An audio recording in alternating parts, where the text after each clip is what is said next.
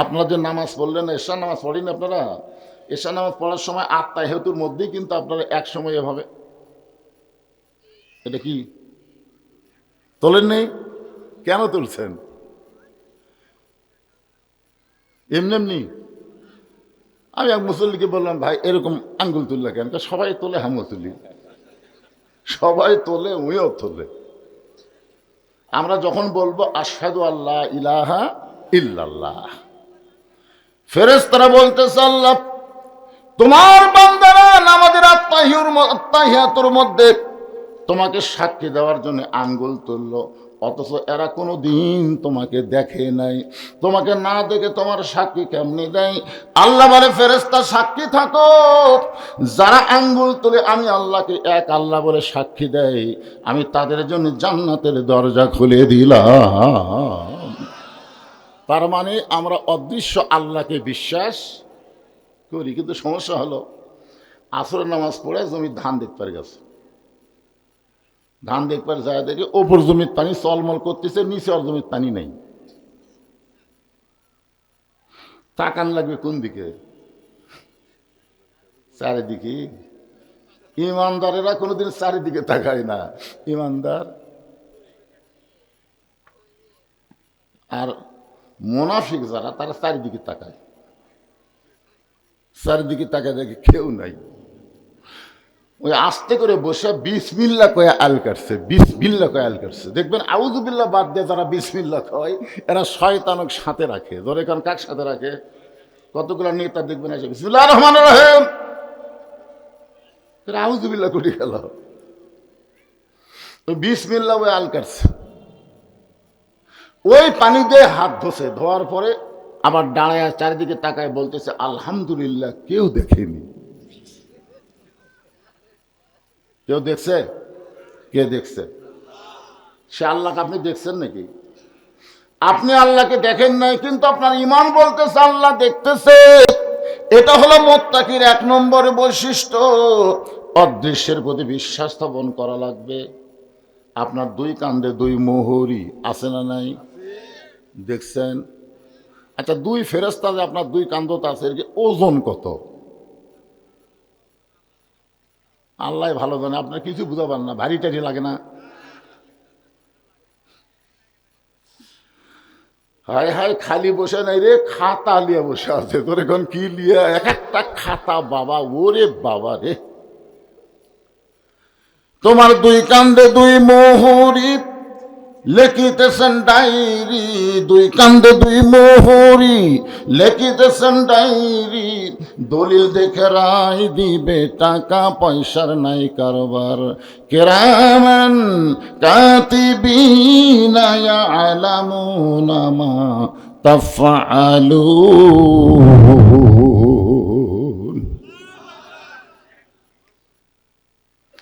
যে ছেলেটা রাত 11টার সময় খেয়াল করে জানলা দরজা বন্ধ করে বাপ মা ঘুমিয়ে গেছে, এখন কম্বলের মধ্যে হাততে একটা মোবাইল আছে, এখন খারাপ ভিডিও চালু করে মনে করতে তো সবাই ঘুমিয়ে গেছে, কেউ চেতন নাই। এই মনে করে যখন অশ্লীল ভিডিও দেখতে চাবে, তখন যদি সে অদৃশ্যের প্রতি বিশ্বাস করে যে আল্লাহ দেখতেছে, ফেরেশতারা লিখতেছে, ওই ব্যক্তির দ্বারা আর কোনো অন্যায় হবে না। এরাই হলো মুত্তাকি। জোরে কোনো সুবহানাল্লাহ। পাপ করার সুযোগ পেলেও পাপ করে না। এই যে আপনাদের এলাকার ছোট ছোট বাচ্চাদের শব্দ শোনা যাচ্ছে, দেখছেন? হো হো হো করতেছে। এত রাতেও আপনাদের এলাকার ছোট ছোট বাচ্চারা বাহিরে ঘোরাফেরা করে। আপনার বলেন তো এরা কেন বাহিরে ঘোরে? এমনি এমনি? রাসূলের হাদিসে বলা হয়েছে 7 বছর থেকে তালিম দাও আর 10 বছর থেকে জোর করে নামাজ ধরাও। এই কথার যদি আমরা গুরুত্ব দিতাম, আমাদের একটা সন্তানও খারাপ হতো না। জোরে কোন ঠিক কিনা? মুত্তাকির 2 নম্বর বৈশিষ্ট্য হলো ইয়াকিমুনাস সালাত। মুত্তাকির 2 নম্বর বৈশিষ্ট্য হলো নামাজ কায়েম করা লাগবে। ধরে কোন কি করা লাগবে? নামাজ পড়লে হবে না, নামাজ কায়েম করা লাগবে। মুত্তাকি হবার গেলে 2 নম্বর বৈশিষ্ট্য হলো নামাজ কায়েম করা লাগবে। এই মুত্তাকি সম্পর্কে আল্লাহ তাআলা অন্য আয়াতে মুত্তাকির ব্যাখ্যা করেছেন কোরআন টু কোরআন। জোরে কান সুবহানাল্লাহ। আল্লাহ কোরআনের প্রথমেই বললেন হুদাল্লিল মুত্তাকিন। আবার এই মুত্তাকিটা কেমন হবে আল্লাহ অন্য জায়গায় বলতেছেন আত্তাকুল্লাহ হাক্কা তুকাতিহি ওয়া লা তামুতুন্না ইল্লা ওয়া আনতুম মুসলিমুন।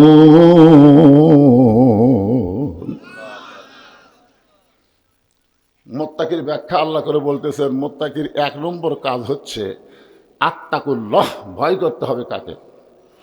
আরো জোরে সবাই বলতেছেন নাকি? অন্য কাকু ভয় করেন নাকি আপনারা? হাসিনার সময় এক লোক খালি বলছে আমাদের প্রধানমন্ত্রীর জন্য দোয়া করবেন, হুজুর তো সেই ভয়।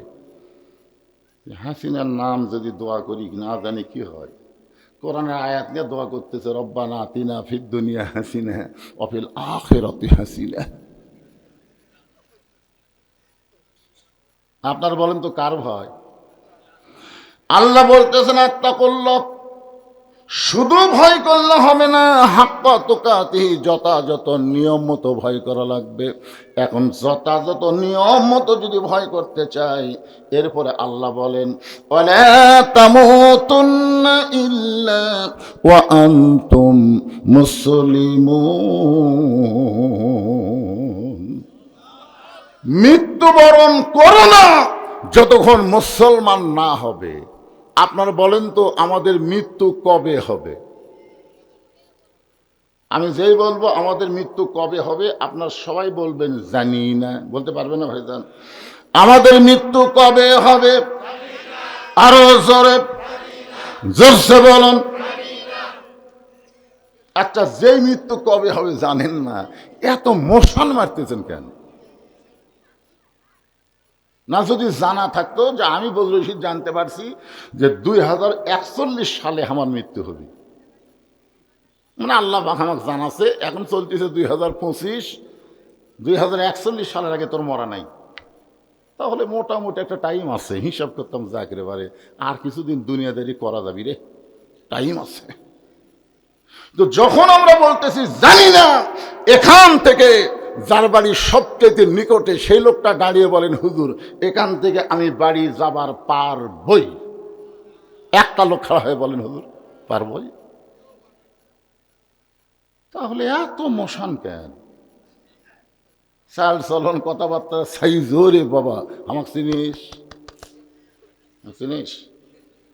সেদিন চাষটারে একজন গল্প করতেছে আওয়ামী লীগ ক্ষমতায় ছিল, আগামীতে বিএনপি ক্ষমতা আসতেছে। এই কথা শুনে আমি বললাম নাউজুবিল্লাহ। যে নাউজুবিল্লাহ কইছি 3-4 জন আমাকে ধরছে, হুজুর নাউজুবিল্লাহ কেন? আমি বললাম এই কথা হলো শিরক। এটা মুশরিকদের মুখের কথা, ইমানদার এ কথা বলতে পারে না। আওয়ামী লীগ কখনোই ক্ষমতায় ছিল না, বিএনপি কখনোই ক্ষমতায় আসবে না, আল্লাহ সবসময় ক্ষমতা থাকবে। জোরে কোন কথা ঠিক কি না? কারণ ক্ষমতার মালিক কে? আওয়ামী লীগ বিএনপি। আল্লাহ মাঝে মধ্যে দেয়, দেখি কি করিস। একটা দিছিল 9 সালে যাই হোক ভোট হয়েছিল, 14 সালে আগেই 153 জন প্রতিদ্বন্দ্বী নাই। 18 সালে দিনের ভোট রাজত করছে, 24 সালে আবার ড্যামই নির্বাচন দিয়েছে। ড্যাম আল্লাহর কথা হলো ধরে না, ধরলে কিন্তু আল্লাহ ছাড়ে না। ধরে কোন কথা ঠিক কিনা? তাহলে ক্ষমতা কার? তাহলে আওয়ামী লীগ ক্ষমতায় ছিল না, বিএনপিও ক্ষমতা আসবে না। ওহুয়া আলা কুল্লি শাইইন কদির, সবসময় যিনি ক্ষমতা থাকে তিনি কে? আরো জোরসে বলুন। সেই আল্লাহ বলতেছেন লা তামুতুন্না ইল্লা ওয়া আনতুম মুসলিমুন। মুসলমান না হয়ে তোমরা কেউ মরিও না। যে কোনো সময় আমাদের মৃত্যু হবে, যে কোনো সময়। তাহলে মুসলমান হয়ে মরা কেমনে যাবে এই বিষয়ে একটু আলোচনা শোনার দরকার আছে। যুবক, কচিকাঁচা, মুরব্বী সবাই এক বয়সের হয়ে যান, তো সবাই এক বয়সের হয়ে যান। কারণ জুয়ান পরে মরবে, বুড়ে আগে মরবে, এ ধরনের কোনো কথা নাই। আমার এলাকার এই বছর যত লোক মারা গেছে, বিশ্বাস করেন আমার এলাকার এই বছর যত লোক মরিছে একটাও বুড়া মরেনি, একটাও বুড়া মরেনি। সব কয়টাই জুয়ান তাগড়া মরতেছে। তাহলে এই দিকে আবার পিছনে গল্প করে, দেখছেন পিছনে আবার গল্প করে। যুবকেরা মনে করতেছে আজরাইল আমার কাছ থেকে বহু দূরে আছে রে। এখন মুসলমান যদি মরতে চায়, আল্লাহ বলতেছেন আল্লাযী খালাকাল মাউতা ওয়াল হায়াতা লিয়াবলুয়াকুম আইয়ুকুম আহসানু আমালান ওয়া হুয়াল আজিজুল গফুর।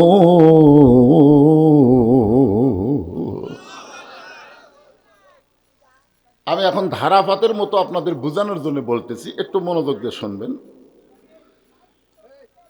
বর্তমান যেই পরিবেশ চলতেছে, এই পরিবেশে যদি আমরা মরি তাহলে আমরা মুসলমান হয়ে মরবার পারব না।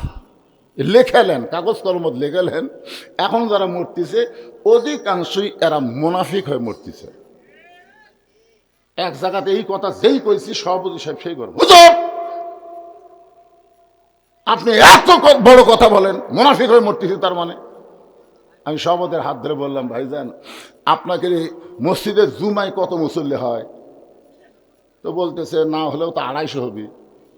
আমি বললাম আপনাদের মসজিদে ফজরের নামাজে কত মুসল্লি হয়? তখন বলতে 3-4 জন হয়।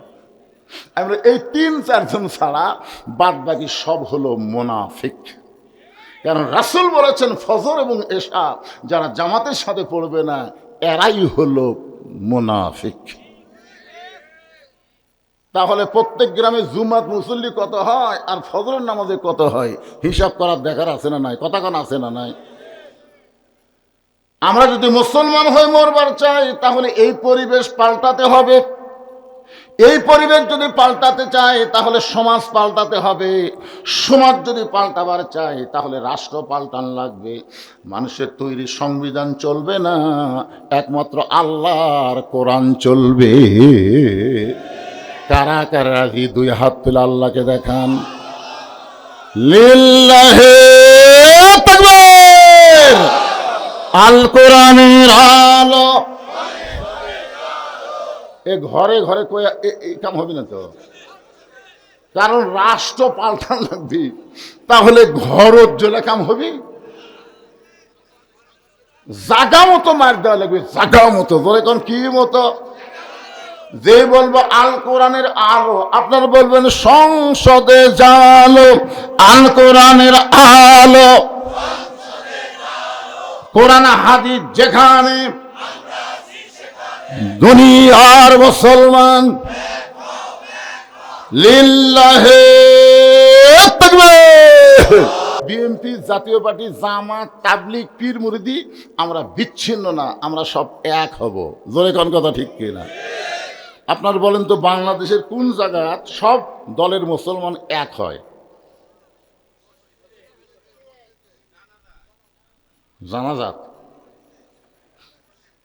কথা দুটাই ঠিক। এক ভাই করলো জানাজার, এক ভাই বলতো মসজিদে। কথা দুটাই ঠিক। ও আর একজন বিশ্বাস তোমার কথা, মানে যার বুঝ যেরকম সেরকমই কথা, কথা একটাও মিথ্যা না। আমি বাংলাদেশের যারা গোঁড়া আওয়ামী লীগ তারপর জিজ্ঞাসা করছি মসজিদ কার ঘর? এক বাক্যে বলছে হুজুর আল্লাহর ঘর। আমি বাংলাদেশের গোঁড়া বিএনপি, গোঁড়া ওই গোঁড়া বিএনপি বলছি মসজিদ কার ঘর? আল্লাহর ঘর। তাবলিগ, পীর মুরিদি, জামাত ইসলাম যত দল আছে ভাই, মসজিদ কার ঘর? আল্লাহর ঘর। আজ পর্যন্ত কোনো দলের মুসলমান বলেনি মসজিদ উমুকের ঘর, এ কথা বলেনি।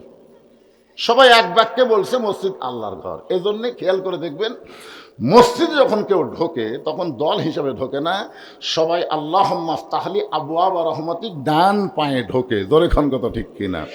ঢোকার পরে যখন নামাজের সময় হয়ে যায়, জামাতের সময় হয়, কাতার যখন সোজা হয় তখন কিন্তু কেউ আওয়ামী লীগ, কেউ বিএনপি, কেউ জাতীয় পার্টি ভিন্ন ভিন্ন কাতার হয় না, বরং সব দল ভাঙ্গে এক কাতার হয়। কয় কাতার? মনে করেন যদি আওয়ামী লীগ 4 আঙ্গুল সামনে যায়, বিএনপি যদি ওর কাছে থাকে, ওই কি খাড়ায় থাকবে? কারণ 27 গুণ সওয়াবের দরকার। কয় গুণ? 27 গুণ সওয়াবের জন্য ওর হাত ধরে মারে খান। আওয়ামী লীগকে আমার টানিস খেন, ওই পায়ের দিকে খেয়াল কর, কাতারে দাগ দেওয়া আছে, দাগ বরাবর দাঁড়া। সবাই যখন দাগ বরাবর দাঁড়ায়, ফেরেশতা বলে আল্লাহ খবর কি? বলে সবাই বিশ্বাস করে মসজিদ আমার ঘর, তাই মানুষের রাজনীতি চলে না।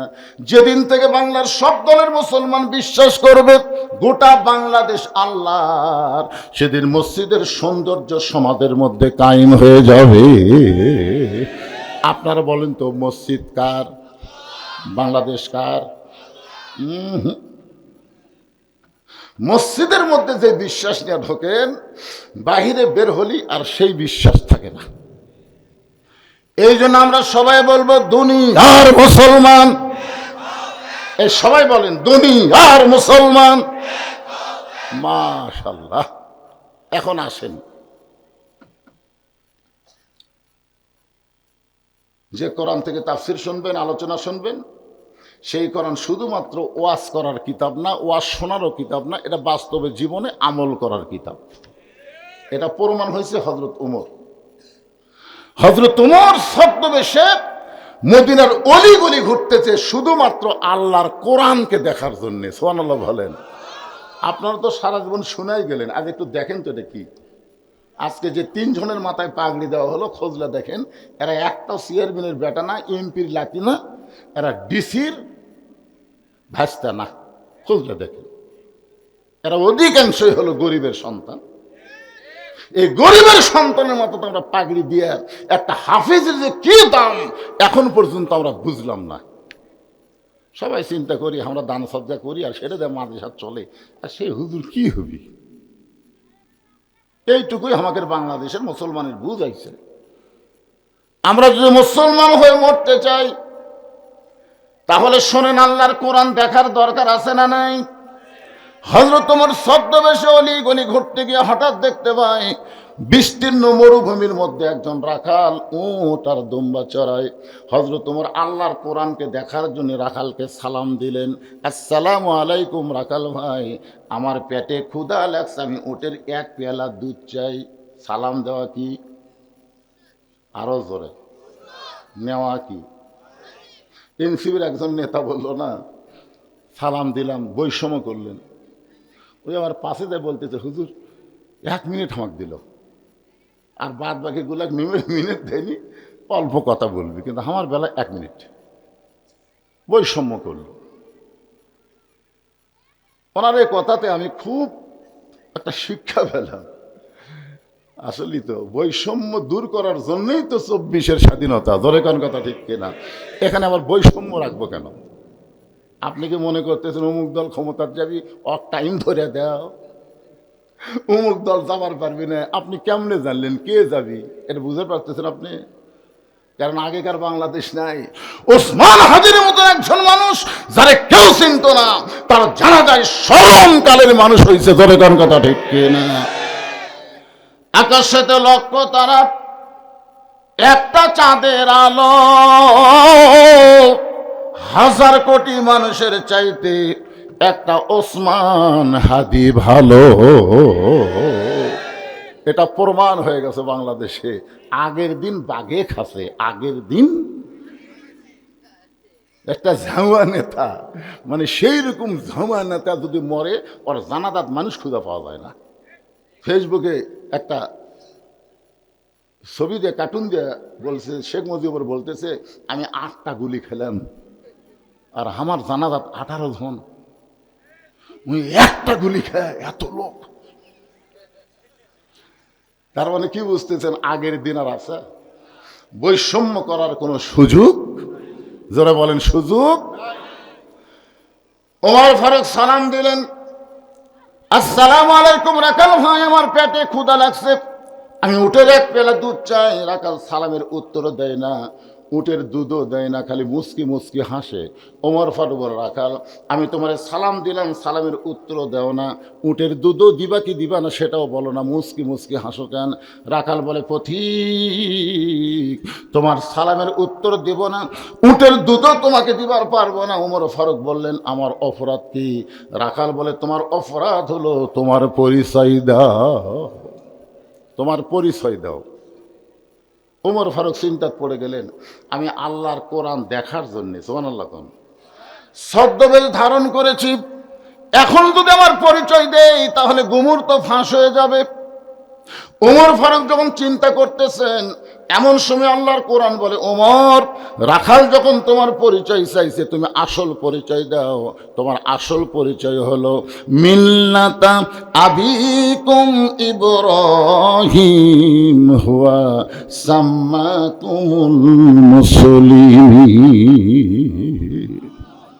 আমরা কি হয়ে মরবার চাই? কথা বলেন। তাহলে আমাদের জাতির পিতার নাম কি? এই ইব্রাহিম আলাইহিস সালাম যদি না বলেন তাহলে আপনি মুসলমান হয়ে মরবার পারবেন না।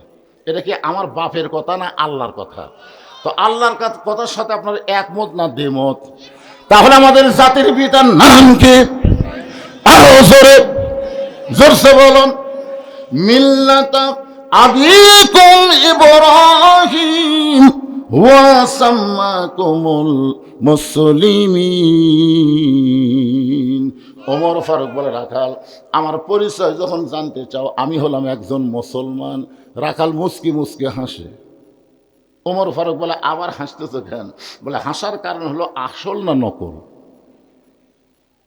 কারণ এখানে যারা মাগরিব এশার নামাজ না পড়া ওয়াজ শুনতেছে, আপনি যতই মুসলমান বলেন আপনি কিন্তু ভেজাল। ছোট ছোট বাচ্চারা ঠিক তো ঠিকই বলি, কি খবর? মাশাআল্লাহ। লা সালাতা লা দীনা, যার নামাজ নাই তার কোনো ধর্মই নেই। যার নামাজ নাই তার কোনো ধর্ম নাই, দিন নেই।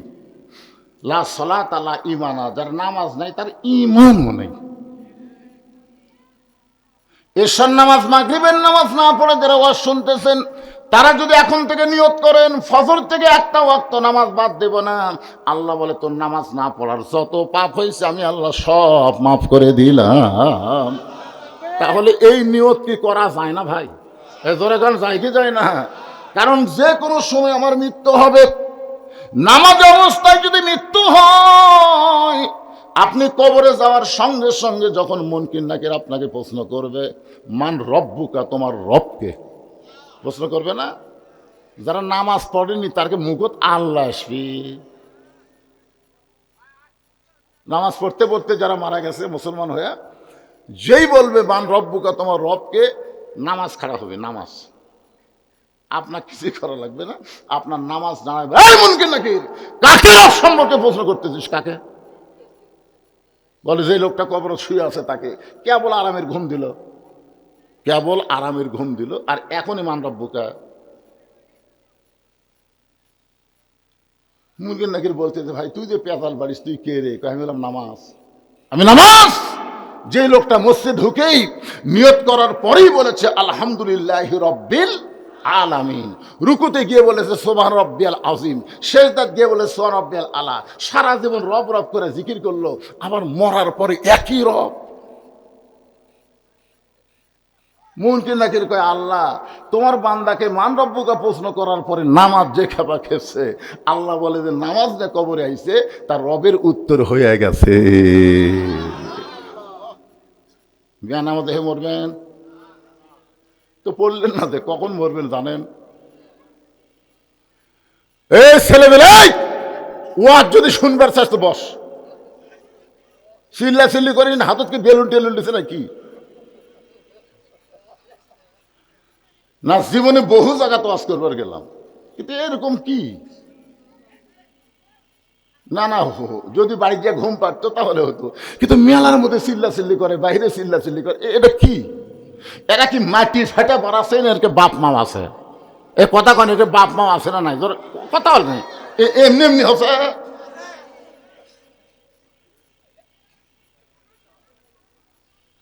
একটু মনোযোগ দিয়ে শুনতে হবে, অত্যন্ত গুরুত্বপূর্ণ বিষয়। রাখাল বলে পথিক, মুসলমান পরিচয় দিলা, তুমি আসল না নকল? ওমর ফারুক বলে রাখাল, মুসলমান তো মুসলমান, এর মধ্যে আবার আসল নকল কি? রাখাল বলতেছে আসল মুসলমান যারা হবে তারা চাওয়ার ব্যাপারে সতর্ক থাকবে। আসল মুসলমান যারা হবে দরকার হলে ফাঁসির মঞ্চে যাবে, কিন্তু রাষ্ট্রপতির কাছে বাঁচার দরখাস্ত লিখবে। এরকম কিছু আসল মুসলমান বাংলার জমিনে আপনারা দেখেননি? যেরকম দেখেন নাই, প্রয়োজন হলে ফাঁসির মঞ্চে যাবে কিন্তু রাষ্ট্রপতির কাছে দরখাস্ত লিখবে না। আসল মুসলমান কোনোদিন বলবে না আমার দয়াল বাবার দরবারেতে কেউ ফিরে না খালি হাতে। আপনারা বলেন তো এটা তাওহীদ না শিরক? সবাই এক বাক্যে বলেন। আল্লাহর ধন নবীরে দিয়া, আল্লাহ আছে গায়েব হইয়া, নবীর ধন খাজা নিয়া শুয়ে আছে আজমিরে, কেউ ফিরে না খালি হাতে, খাজারে তোর দরবারেতে। আমাদের সবাইকে বলতে হবে কেউ ফিরে না খালি হাতে, আল্লাহ তোমার দরবারেতে। আল্লাহর জায়গা খাজা ঢুকেছে। কি ঢুকেছে? আমার সঙ্গে জিকিরটা সহি জিকির করেন। আমার দয়ার আল্লাহর দরবারেতে কেউ ফিরে না খালি হাতে, আল্লাহ আল্লাহ আল্লাহ। তাহলে কি বলা লাগবে? দয়াল আল্লাহ। আর ওরা কি বলতেছে? দয়াল বাবা। আল্লাহর জাগাত যারা বাবা কয় এরা কোনদিন আসল মুসলমান নয়, এরা হলো ভেজাল। জোরে বলে এরা কি? রাখাল বলে পথিক, তুমি যদি আসল মুসলমান হও তাহলে তুমি দুধ চাইছো কার কাছে? সঙ্গে সঙ্গে ওমরের চোখ দিয়ে দর দর করে পানি পড়তেছে। আল্লাহ তোমার কোরআন যখন দুনিয়ার মধ্যে চালু থাকবে, ওমর যদি ভুল করে একটা রাখাল পর্যন্ত ভুলটা ধরতে পারবে। মসজিদের মধ্যে আল্লাহর আইন চালু আছে বলে ইমাম সাহেব দাওরা পাস, ডবল টাইটেল পাস, আসরের 4 রাকাত নামাজে 3 রাকাতে বসিছে। আল্লাহু আকবার। আসরের নামাজ কয় রাকাত? কিন্তু 3 রাকাত বসে, 2 রাকাত বসছে, আবার 3 রাকাত বসছে। সামনে যারা নামাজ পড়তেছে এর খেয়াল নেই, খেয়ালই নাই। কিন্তু তৃতীয় কাতারে এক অটো ভ্যান চলায়, উই বোঝে কে রে, আসরে 2 বৈঠক, 2 রাকাত 4 রাকাত। কিন্তু হুজুর যে আল্লাহু আকবার, যে আল্লাহ আকবার কইছে, ইমাম মনে মনে কয় তুই যতই লোক মাদে 41 সালের আগে আমি ওট মো না। এই মনে করে নেতা যদি বসাই থাকে, আপনার বন্ধু মসজিদের মুসল্লি কার পক্ষে? ভ্যানালার পক্ষে যাবে না নেতার পক্ষে যাবে? নেতার পক্ষে যাবে, ভ্যানালার পক্ষে যাবে। কারণ আল্লাহর ঘরের মধ্যে কোনো মানুষের আইন চলবে না, আল্লাহর হুকুম এবং নবীর তরিকা মোতাবেক চলতে হবে। জোরে কোন কথা ঠিক কি না? উমরের চোখ দিয়ে দর দর করে পানি পড়তেছে। ওমর ফারুক বললেন রাখাল ভাই, আসলে চাওয়ার ব্যাপারে আমি ভুল করেছি, চাওয়ার ব্যাপারে আমি ভুল করেছি।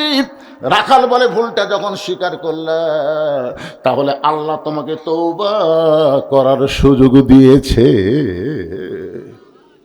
আল্লাহ যখন বলল ইবলিস আদমকে সেজদা করলি না কেন, ইবলিস যদি বলতো আল্লাহ আমি ভুল করছি, আল্লাহ ভুল করছি, আল্লাহ মাফ করে দিত। কিন্তু না, ইল্লা ইবলিস আবা ওয়াস্তাকবার, ইবলিস অহংকার করে বলল আমি আগুনের তৈরি, মাটির তৈরি। আল্লাহ কয় তোর মাফ হবে না, যা। আল্লাহ যখন বলে আদম গন্ধম খালি কেন, আল্লাহকে কান দিস, ভুল করছে আল্লাহ। আল্লাহ কয় যা, তোর তওবা করার সুযোগ আছে। জোরে কোন সুবহানাল্লাহ। ওমর ফারুক বললেন রাখাল আমি তওবা করতেছি। রাখাল বলে তুমি মূর্খ মানুষ, তুমি তওবা কেমনে পড়বা? আমি তওবা পড়াই, তুমি আমার সঙ্গে তওবা পড়ো। ওমর ফারুক বললেন রাখাল আমি মূর্খ, এটা তোমার কে হলো? রাখাল বলতেছে যে বেটা চাওয়ার ব্যাপারে সতর্ক হয় না, ওই যতই ডক্টর কামাল হোক তারপরেও মূর্খ। জোরে কোন কথা ঠিক কিনা? 18 সালে ডক্টর কামাল তার সাঙ্গপাঙ্গ নিয়ে সিলেটের শাহজালাল মাজারে গেছিল। আপনারা জানেন 18 সালে ভোটের আগে ডক্টর কামালের নেতৃত্বে কিন্তু একটা জোট হচ্ছিল না? এই জোট সহ সব নেতারা সিলেটের শাহজালাল মাজারে গিয়ে 2 হাত তুলে বলতেছে বাবা বাবা আমরা ভোটর দাঁড়াচ্ছি বাবা। আসলে বলা লাগতো কি, ইয়া বলেন ইয়াকা নাবুদু ওয়া ইয়াকা নাস্তাঈন, আমরা গোলামি করি কার? তাহলে সাহায্য চাইবো কার কাছে? আল্লাহ বলেছেন ইয়া আইয়ুহাল্লাযীনা আমানুস্তাঈনু বিস-সাবরি ওয়াস-সালাহ ইন্নাল্লাহা মা'আস-সাবিরিন। রাখাল বলে তুমি মূর্খ, আমি তওবা পড়াই, তুমি আমার সঙ্গে তওবা পড়ো। এবার রাখাল হযরত ওমরকে তওবা পড়াচ্ছে। ওমরের চোখটা দর দর করে পানি পড়তেছে। পানি পড়ার কারণ হলো আল্লাহর কোরআন যখন দুনিয়াতে চালু থাকবে, ওমর যদি ভুল করে একটা রাখাল পর্যন্ত তওবা পড়ানোর সাহস পাবে। এবার রাখাল হযরত ওমরকে তওবা পড়াচ্ছেন। আমার সঙ্গে যারা মাগরিব এশার নামাজ পড়েন নাই সকলে একটু তওবা করেন। অনেকে ভাবতেছে হুজুর আমি তো মাগরিব এশা পড়েছি, যেভাবে পড়া দরকার সেভাবে পড়তে পারেন নাই, এই জন্য আমরা সকলে মিলে তওবা করব। কার কাছে? জবান খুলে সবাই বলেন আস্তাগফিরুল্লাহ। পড়েন আস্তাগফিরুল্লাহ রব্বি মিন কুল্লি জামবি ওয়া তুবু ইলাইহি। ওমর ফারুক তওবা করার পরে বলতেছে রাখাল ভাই আল্লাহর হস্তে উটের এক পেয়ালা দুধ দাও। আগে বলেছিল রাখাল ভাই উটের এক পেয়ালা দুধ দাও, এবার তওবা করার পরে বলতেছে ও রাখাল ভাই আল্লাহর হস্তে উটের এক পেয়ালা দুধ দাও। রাখাল মুচকি মুচকি হাসে। ওমর ফারুক বলে এখন আবার হাসি কিসের? রাখাল বলতেছে তওবা করার পরে তুমি আবার মুনাফিকি করলে। যেই কইছে মুনাফিক, ওমরের চেহারা রক্তের মতন লাল হয়েছে। এই রাখাল মুখে যা আসে তাই বলো কেন? আমার মতো মুনাফিকের কি দেখলে? রাখাল এই এত গরম হসকা, এত গরম হসকা রে, লিমা তাকুলু মা লা তাফালুন। মুখের সাথে তার মনের মিল নাই। কি ওই কি মুসলমান? তুমি সত্যি করে বলো তো আমি কি উটের মালিক? আমি যদি উটের মালিক হইতাম তুমি আমাকে রাখাল বললা কেন? আর যখনই রাখাল বলেছ তখন তোমার মন বলতেছে আমি উটের মালিক না। আর মালিক বাদ দা কেউ যদি রাখালের কাছে আল্লাহর হস্তেও চাই রাখাল দিবার পারবে। যার প্রমাণ আমি নিজে বহু মাহফিলে বলেছি এই কথাটা। আমি নিজেও কিন্তু একটা রাখাল। কেবল টেস্ট থেকে নামছি, এক লোক 100 টাকা দিয়ে কয় হুজুর দোয়া করেন। টাকা হাতের দিয়ে দিকে চকচকার টাকা, বুঝলেন? টাকা পকেটে রেখে বললাম বাবা কি দোয়া? কারণ বইয়ের পেটে বাচ্চা আছে হুজুর, আল্লাহ যেন একটা পুত্র দেয়, দোয়া করেন। তখন আমি চিন্তা করলাম কেরে আমি 3টা মেয়ের বাপ, আমার দোয়া দিয়ে যদি পুত্র হতো তাহলে আল্লাহ আমাকে একটা দিত। কারণ যতবার আমার বইয়ের পেটে বাচ্চা আছে প্রত্যেকবারই আমি দোয়া করছি আল্লাহ এইবার একটা পুত্র দাও, হয়নি। এমন একটা লোকের কাছে দোয়া আছে যে নিজেই মেয়ের বাপ, আমি পকেট থেকে 200 বের করে দিলাম। বলে হুজুর আমি দিলাম 100 আপনি 200, কারণ কি? বলে পাগলা তুইও যা আমিও তাই। আমি নিজেই 3টা মেয়ের বাপ, আমার দোয়া দিয়ে তোর বইয়ের বেটের বাচ্চা পুত্র হবি না। তাহলে হুজুর আপনার টাকা আপনি নেন, আমারটা আমাকে দেন। ওরে যে 100 টাকা দিছি মারতেছি দৌড়। আমি খপ করে ধরে বললাম কোথায় যাবি? বলে ওই হুজুরের কাছে যাব যার বেটা সওয়াল আছে।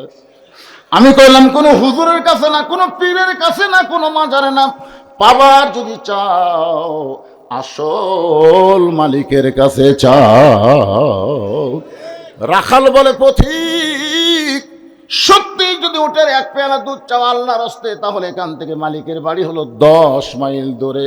ওই মালিকের বাড়ির দরজা দিয়ে বলো মালিক তোমার আকাল উট আর দুম্বা চড়াই, তুমি মালিক যদি হুকুম দাও তাহলে রাখাল আল্লাহর হস্তে উটের এক পেয়ালা দুধ দিবে। ওমর ফারুক বলে রাখাল ভাই কষ্ট করে অতদূর মালিকের বাড়ি যাওয়ার দরকার নাই, বরং তোমাকে 2টা টাকা দিলাম, এই 2টা টাকার বিনিময়ে তুমি উটের এক পেয়ালা দুধ দাও। রাখাল মুসকি মুসকি হাসের বলে পথিক তুমি কি হযরত ওমরকে চিনো? বলতে তো পথিক তুমি কি হযরত ওমরকে চিনো? যদি হযরত ওমরকে চিনতা তাহলে এরকম বেসাইদা কথা বলতা না। ওমর যেদিন থেকে আল্লাহর কোরআন দিয়ে রাষ্ট্র চালায় সেদিন থেকে ওমরের গুপ্ত বাহিনী যদি দূর থেকে দেখবার পায় তুমি আমার 2 টাকা ঘুষ দিছ, আর আমি মালিক বাদ দিয়ে তোমাকে উটের এক পেয়ালা দুধ দিলাম, তাহলে তোমাকেও ধরবে আমাকেও ধরবে। এই বুড়া বয়সে কি তুমি ধরা পড়বার চাও? ওমর ফারুক বলে রাখাল ভাই তাহলে চলো আমরা পাহাড়ের গুহার মধ্যে গিয়ে তোমাকে গোপনে 2টা টাকা দেব, তুমি গোপনে উটের এক পেলা দুধ দিবা। ওমরের গুপ্ত বাহিনী ধরতে পারবে না, তোমার মালিকও জানতে পারবে না। রাখাল চিল্লাই বলে তুমি ভণ্ড, তুমি ভণ্ড, তুমি ভণ্ড। ওমর ফারুক বলে রাখাল আমার মধ্যে ভণ্ডামি কি দেখলে? রাখাল বলে পথিক পাহাড়ের গুহার মধ্যে দেওয়া না করলে ওমরের গুপ্ত বাহিনী দেখতে পাবে না, আমার মালিক জানতে পারবে না, কিন্তু রাখালের আল্লাহ সব কিছু দেখতে পায়। লিল্লাহে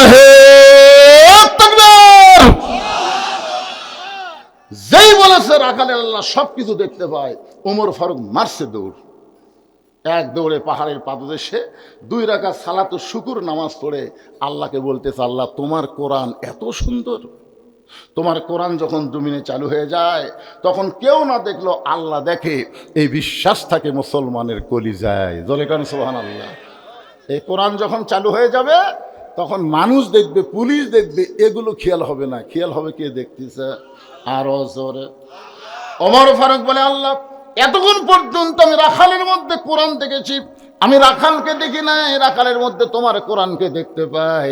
আল্লাহ তোমার কোরআন এত সুন্দর। এই বলে ওমর ফারুক যখন আল্লাহর কাছে শুকরিয়া তান কাঁদতেছে, এমন সময় রাখাল পিছন থেকে বলতেছে, যতই কান্দো তুমি, যতই কান্দো, উটের দুধ দিবার পারলাম না। ওমর ফারুক বলে, রাখাল ভাই উটের দুধের আমার দরকার নেই, আমি শুধু জানতে চাই তুমি না দেখা আল্লাহকে কলিজার মধ্যে জায়গা দিয়ে তুমি আল্লাহর কোরআন অনুযায়ী চলতেছো, এর বিনিময়ে তোমার চাহিদা কি?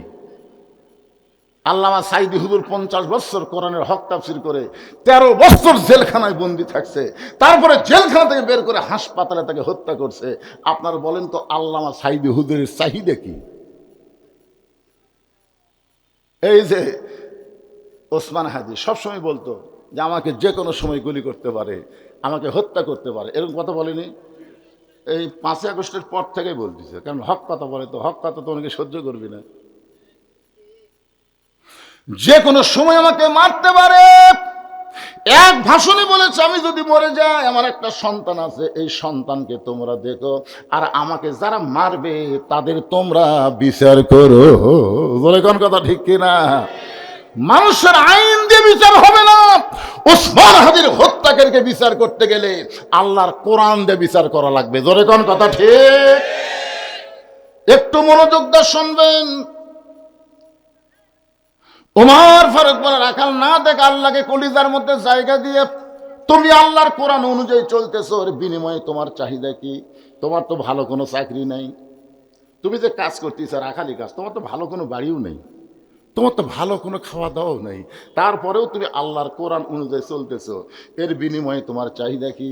রাখাল চোখের পানি বের করে কান্দার বলে, পথিক আমার চাহিদার কথা যদি শুনতে চাও, আমার চাহিদা হলো রব্বানা, সকলে পড়েন, রব্বানা আতিনা ফিদ দুনিয়া হাসানাতাও ওয়া ফিল আখিরাতি হাসানা ওয়া কিনা আযাবান্নার।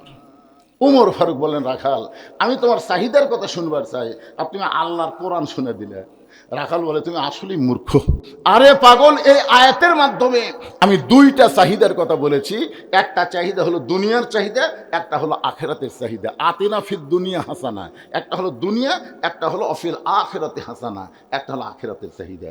দুনিয়ার চাহিদা হলো মহামানব হযরত ওমরকে আমি রাখাল এক নজর দেখতে চাই, যে ওমর আল্লাহর কোরআন দিয়ে রাষ্ট্র চালানোর কারণে আমার মতন রাখাল না দেখা আল্লাহকে কলিজার মধ্যে জায়গা দিবার পারছি, সেই উমরকে যদি দেখলে একটা বার দেখতে পাইতাম ভাই, এই দুনিয়ার চাহিদা আল্লাহ আমার পুরা করত। আমার 2 নম্বর চাহিদা হলো, আমি রাখাল যখন মরে যাব, আমি মরে যাওয়ার পরে অধম রাখালকে আল্লাহ যেন জান্নাত দেয়। রাখালের চাহিদা কয়টা? একটা চাহিদা কি? উমরক দেখা মানে ভালো নেতা দেখা, ভালো নেতা। আপনারা তো উমরক পাবেন না, উমরের মতন কোরআন দিয়ে যারা রাষ্ট্র শাসন করবে এমন নেতা দেখা দরকার আছে না নাই? এই দরকার আছে না নাই? এখানে উমরকে তুলে ধরা হলো, কিন্তু মূলত কথা হলো ভালো নেতা দেখা। আমার 1 নম্বর চাহিদা হলো হযরত উমরক দেখা। কি জন্য? যে উমর আল্লাহর কোরআন দিয়ে রাষ্ট্র চালায়, আর সেই চালানোর কারণে আমার মতন রাখাল না দেখা আল্লাহকে কলিজার মধ্যে জায়গা দিবার পারছি ভাই। খালি একটা বার দেখবার ফলে দুনিয়ার চাহিদা আল্লাহ আমার পুরা করতো। আমার 2 নম্বর চাহিদা হলো, আমি যখন মরে যাব অধম রাখালকে আল্লাহ যেন জান্নাত দেয়। ওমর ফারুক দৌড়ে গিয়ে, আমাদের খেয়াল করেন, দৌড়ে গিয়ে খপ করে হাত ধরছে, রাখালের হাতটা ধরে 3 বার চুমা খাস। রাখাল কয়, পাগল টাগল নাকি, আমার ঘামা হাতে তুমি 3 বার চুমা খেলে? ওমর ফারুক বলে, রাখাল ভাই তোমার 2 নম্বর চাহিদা আল্লাহ পুরা করছে। বিশ্বাস করতেছেন না? ওমর ফারুক কিন্তু বলেনি তোমার 2 নম্বর চাহিদা পুরা করবে, এ কথা কিন্তু বলেনি। কি বলেছে? তোমার 2 নম্বর চাহিদা আল্লাহ পুরা করছে। এবারে সুবহানাল্লাহ বলেন। এই কথা আপনার বিশ্বাস করতেছেন না? ওমর ফারুক বলে, রাখাল তোমার 2 নম্বর চাহিদা আল্লাহ পুরো করছে। মরার সঙ্গে সঙ্গে আল্লাহ তোমার জন্য 8টা জান্নাতের দরজা খুলে দিবে। রাখাল সুবহানাল্লাহ কয় না? আপনার সুবহানাল্লাহ করছেন কিন্তু রাখাল কয় না। ওমর ফারুক বলে, রাখালেই মরার সাথে সাথে আল্লাহ তোমাকে জান্নাত দেবে, সুবহানাল্লাহ কও না কেন?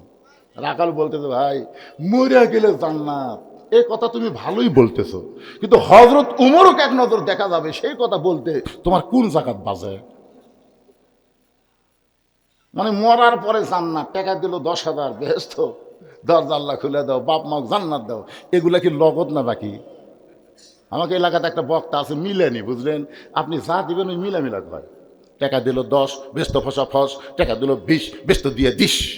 আপনার বলেন তো এটা কি লগত কথা না বাকি কথা? কথা বোঝেন না, আমার কথা বুঝতেছেন না? এটা নগদ না বাকি?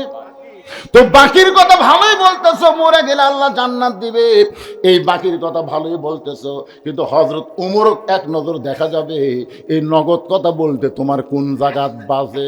উমর ফারুক চিন্তায় পড়ে গেলেন যে রাখাল আমাকে তওবা পড়াইছে, যে রাখাল আমাকে মুনাফিক কইছে, যে রাখাল আমাকে ভণ্ড কইছে, এখনো যদি বলি আমি উমর, বলাও সারা, রাখাল হার্ট ফেল করে মরাও সারা। আপনার বলেন তো হযরত উমর যে রাস্তা দিয়ে যায়, ওই রাস্তা দিয়ে শয়তান কতদিন যায় না? কতদিন? তাহলে একটা রাখাল উমরও কি পড়াছে? কথা কয় না, তওবা পড়াছে, মুনাফিক কছে, ভণ্ড কছে। এখন যদি বলে ভাই তুই যে উমরক দেখতে চাস না, আমি সেটা রে, ওই শোনা মাত্রই ঠিক থাকবি? এর নাম হলো হার্ট ফেল করা। হার্ট ফেল করে মারা যে ওমর ফারুক চিন্তায় পড়ে গেলেন, আমি ওমর এইটা রাখালকে কেমনে বলবো? এমন সময় আল্লাহর কোরআন বলতেছে, উদউ ইলা সাবিলি রাব্বিকা বিল হিকমা। ওমর ডাইরেক্ট যদি বলবার না পারো তাহলে হিকমতের সঙ্গে বলো। ওমর ফারুক বলে, রাখাল ভাই সত্যি যদি ওমরকে দেখতে চাও তাহলে তোমাকে ফজরের নামাজ সামনে কাতারে আদায় করা লাগবে। ফজর যদি সামনে কাতারে আদায় করো, মেহরাবের মধ্যে দেখতে পাবা যেই লোকটা ইমামতি করতেছে সেই লোকটি হলো হযরত ওমর। সল্লা কন্যা কেন? কি বুঝলেন? কি বুঝলেন? আল্লাহর কোরআন দিয়ে যখন রাষ্ট্র চলবে, যিনি তিনি নেতা হবার পারবেন না। নেতা হবার গেলে ইমামতি শিক্ষা গ্রহণ করা লাগবে। ধরে কোন ঠিক কি না? ইমামতি করার যোগ্যতা থাকা লাগবে। আমাকে একজন চিঠি দেখছে, হুজুর ইমামের দাড়ি যদি এক মুষ্টি নিতে হয় তার পাশে নামাজ হবি? আমি কইলাম, কে রে ভাই, ইমামের দাড়ি এক মুষ্টির নিচে না উপর তুমি কেমনে বুঝলে? তুমি কি দাড়ি মুঠ দিয়ে মাপছা? তো কয় না হুজুর, ইমাম যখন খুতবা দিচ্ছে না তখন আমি দূর থেকে মুঠ দিয়ে আন্দাজ করছি। আমার মুঠ আর ইমামের দাড়ি দেখে আমি আন্দাজ করছি, আমার মনে হয় মুঠের চাইতে ছোট হবে। আমি কলাম, পাগলা, তুমি ইমামের দাড়ি মুঠ দিয়ে লাপটিছে, আর বাংলাদেশের এক নেতা আর এক নেতাকে জাতীয় ইমাম কছে। তোর এখন কথা ঠিক কিনা? যার দাড়িও নাই, মুছও নাই। কি বুঝতেছেন? জাতীয় ইমাম বলা যাবে না, জাতীয় নেতা বলা লাগবে, কিন্তু ইমাম বলতে গেলে বুঝে শোনা বলা লাগবে। তোর এখন কথা ঠিক কিনা? আজকে বাংলাদেশের বহু নেতা ইমাম হবার পারবে না, আবার অনেক ইমাম আছে তারা নেতা হবার পারবে। জোরে কথা কন না কেন ভাইজান? হক কথা খারাপ লাগতেছে? মুসলমান না হয়ে আমরা মরবো না, আমাদের মুসলমান হয়ে মরা লাগবে। একটু মনোযোগ দিয়ে কথাগুলো শুনবেন। ওমর ফারুক বলে, রাখাল ওমরকে যদি দেখতে চাও ফজরের নামাজ সামনে কাতারে আদায় করবা, মেহরাবের মধ্যে লক্ষ্য করে দেখবা যেই মানুষটা ইমামতি করতেছে এই মানুষটি হলেন হযরত ওমর। রাখাল ছোট বাচ্চার মতন কান্দে। ওমর ফারুক বলে, রাখাল কান্দো কেন? বলে, কান্দার কারণ হলো আমি বারান্দাত নামাজ পড়ি। ওমর ফারুক বলে, বারান্দাত কেন পড়লো? ভিতরে যাও। এই পাগলা, তুমি জানো ভিতরে নবীর দামি দামি সাহাবী নামাজ পড়ে, সেটা আমার মতন রাখালের খাওয়া আছে? ওমর ফারুক বলতেছে, ভিতরে দামি দামি, তুমি কম দামি, এই বুঝ তোমাকে কে দিল? আপনারা নিচে বসে আওয়াজ শুনতেছেন, আমি চেয়ারত বসে আওয়াজ শুনতেছি। আমি দামি, আপনারা কম দামি, এই বুঝটা আপনাকে দিল কে? বহু বক্তাকে আল্লাহ তক্তা বানায় জাহান্নাম দিবে, বহু শ্রোতাকে আল্লাহ বিনা হিসাবে জান্নাত দিয়ে দিবে। কে দামি কে কম দামি এটা বক্তা শ্রোতা হিসাবে না। ইন্না আকরামাকুম ইনদাল্লাহি আতকাকুম, ওই ব্যক্তি সবচাইতে দামি হয় যার কলিজার মধ্যে আল্লাহর বেশি ভয়। ওমর ফারুক বলেন, রাখাল ওমরকে যদি দেখতে চাও তাহলে মসজিদের ভিতরে ফজরের নামাজ সামনে কাতারে আদায় করা লাগবে। এখন কি বলবো কও? রাখাল বলতেছে, আজকে এশার নামাজ পড়ে আমি বাড়ি যাব না। ওমর ফারুক চুপ করছে, কি কইলা? এশার নামাজ পড়ে আমি বাড়ি যাব না। তোমার ফারুক বলেন, এশার নামাজ পড়ে বাড়ি কেন যাবো না? এশা পড়ে যদি বাড়ি যাই ফজর সামনে কাতারে পাওয়া যাবে? ওমর ফারুক বলেন, এশা থেকে ফজর অনেক সময়, এত সময় তুমি যদি ফজর সামনে ধরবার চাও, যদি তোমার চোখে ঘুম ধরে। রাখাল বলতে, ঘুম যদি ধরি তাহলে মসজিদের মধ্যেই ঘুমিয়ে যাব। যেই বলছে মসজিদের মধ্যে ঘুমায় যাব, ওমর ফারুকের চেহারা রক্তের মতন লাল হয়ে গেছে। এই রাখাল কি করলি? আর একবার কত দেখি। মসজিদের মধ্যে ঘুম পাড়ার দলিল দে। মসজিদের মধ্যে ঘুমানো তো দূরের কথা, সবাই নামাজ পড়ে বাড়িতে গেছে, এরা 3 জন 4 ফ্যান দিয়ে গল্প করতেছে। 3 জন কয় ফ্যান দেয়া? 1-1 ঘন্টা হয়, গল্প ছাড়ে না। তো ফেরেশতারা বলতেছে, আল্লাহ সবাই চলে গেল, এরা 3 জন গল্প করতেছে 4 ফ্যান দিয়ে, এর কি রেজাল্ট কি? আল্লাহ বলতেছে, এরা গল্প করার সময় মাথার উপর যে ফ্যান ঘুরেছে, এই ফ্যানের কারেন্টের বিল আলাদাভাবে না দেওয়া পর্যন্ত এরা জান্নাতে যাওয়ার পারবে না। কারণ মসজিদ আর বাপের ঘর না, ইচ্ছা মতো ফ্যান ঘুরাবি, এই সুযোগ ইসলামে নাই। কথা বল না কেন ভাই? ছোটবেলাতে আমরা দেখছি, ছোটবেলা কেউ পেঁয়াজ খায়, কেউ রসুন খায়, মসজিদের মধ্যে ঢুকলে কুনা মারত, কিরে এই তোর মুখ দিয়ে পেঁয়াজের গন্ধ বাড়ায়, রসুনের গন্ধ বাড়ায়, কাঁচা পেঁয়াজ কাঁচা রসুন খেয়ে মসজিদে আসলে ফেরেশতারা কষ্ট পায়, জানিস না? আমি ছোটবেলা দেখছি। আর এখন দেখতেছি মসজিদের মধ্যেই পেঁয়াজ কাটতেছে, মসজিদের মধ্যে। মনে মসজিদ তোর বাপের রান্নাঘর? কি মসজিদ তোর বাপের রান্নাঘর? আপনার বলেন মসজিদের গুরুত্ব আছে না নাই? হে ধরে কোন আছে না নাই?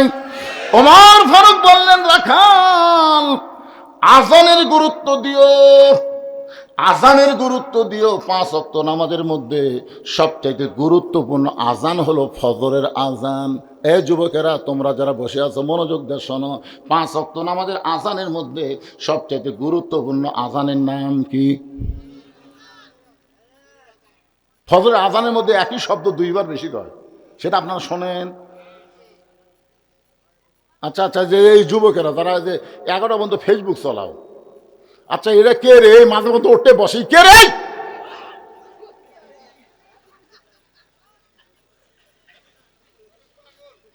কি বিরক্ত হচ্ছেন আপনারা? বিরক্ত হচ্ছেন? যদি নিয়রের পানি পড়ে, বিশ্বাস করেন যে শরীরের উপরে কোরআনের তাফসীর শুনতে গিয়ে নিয়রের পানি পড়বে, ওই শরীরের জন্য আল্লাহ জাহান্নামের আগুন হারাম করে দিবে।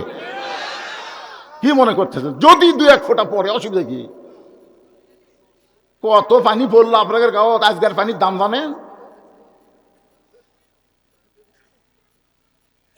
এখানে সমানে হাসতেছে ইভেন আর এক মাল। বিরক্ত তো হচ্ছে না ইনশাল্লাহ। আমরা মুসলমান হয়ে মরবার চাই, জোরে কোন কথা ঠিক কিনা? কি পদ্ধতিতে চললে মুসলমান হয়ে মরা যাবে সেই কথাটুকু আপনাদের সামনে বলতেছি। এতদিন রাখাল নামাজ পড়ছে বারান্দায়, আজকে নামাজ পড়বে সামনে কাতারে। আপনার বলেন যে সামনে কাতারে নামাজ পড়লে ফজরের আজানের গুরুত্ব কম না বেশি? এতদিন খালি ধান্দা করছে জামাত তালি হলো, জামাত তালি হলো, এখন যেটি হোক। কিন্তু আজকের চিন্তা হলো সামনে কাতার। যে আজানের মধ্যে বলেছে সালাতু খায়রুম মিনান নাওম, ঘুম থেকে নামাজ যদি উত্তম। রাখাল ওযু করে মসজিদ দিকে দৌড়ানো শুরু করেছে। মসজিদ দরজায় এসে কিছু নিয়ম আছে। আপনারা জানেন মসজিদ দরজায় এসে কিন্তু নিয়ম আছে। 1 নম্বর নিয়ম হলো ডান পাও। কোন পাও? 2 নম্বর নিয়ম হলো আল্লাহুম্মা ইফতাহলি আবওয়াবা রাহমাতিক, ডান পায়ে ঢুকে দোয়া পড়ে রাখাল যখন সামনে কাতারে যাওয়ার চায়, প্রত্যেকটা সাহাবী নড়ে সরে রাখালকে সামনে যাওয়ার রাস্তা করে দেয়। রাখাল কয়, কে রে? বারান্দার থাকে কি ভাবলাম রে, ভিতরে দামি দামি সাহাবী, আজকে ভিতরে ঢুকে দেখতেছি আমিও যাই, এরাও তাই। এটা কিন্তু ভিতরে না ঢুকলে বোঝা যাবে না। এসপি সাহেব সামনে কাতারে খাড়া হয়ে আছে, একটা মুসল্লি হলেই কাতার পুরা হবি, একটা মজাই আলাদা। কিন্তু না, একটা মুসল্লি দেখতেছে না, হঠাৎ দরজার দিকে তাকায় দেখে বাহিরে চৌকিদার খাড়া হয়ে আসছে। এসপি ডাকতেছে, আয়। চৌকিদার বলে, না স্যার, আপনি এসপি, আমি চৌকিদার। এসপি বলে, ওটা বাইরের কথা, ভিতরে আয়, ভিতরে আয়।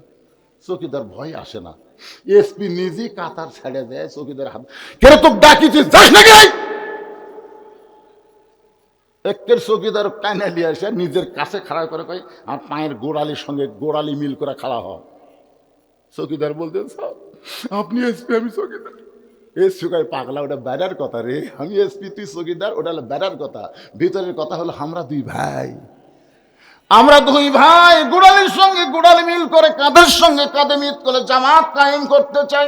চৌকিদার বলে, আল্লাহ, ভিতরে এত শান্তি, এটা আগে বুঝতাম না। ইসলামের ভিতরে কেমন শান্তি, এটা ভিতরে না আসলে বোঝা যাবে না। বাইরে থেকে চিনলেই ইসলামের রাজনীতি আছে। এক হাদিসে আমার বলতে, হুজুর আপনার ওয়াজ করবার গেলে ডাইরেক্ট হোক অ্যাঙ্গেলে হোক, খালি ঘুরে ভিজে। আমি কোনো আপনার হজ কবুল হয়নি, যেই করছে আপনার হজ কবুল হয়নি, ওই যা খেপা। হুজুর আমার হজ কবুল হয়নি, আপনি কেমনি বুঝলেন? আমি কলাম, কে কাবা ঘর সামনে নিয়ে তুমি যে একটা তাল বিয়া পড়িছে, তাল বিয়ার শেষের অংশ কি?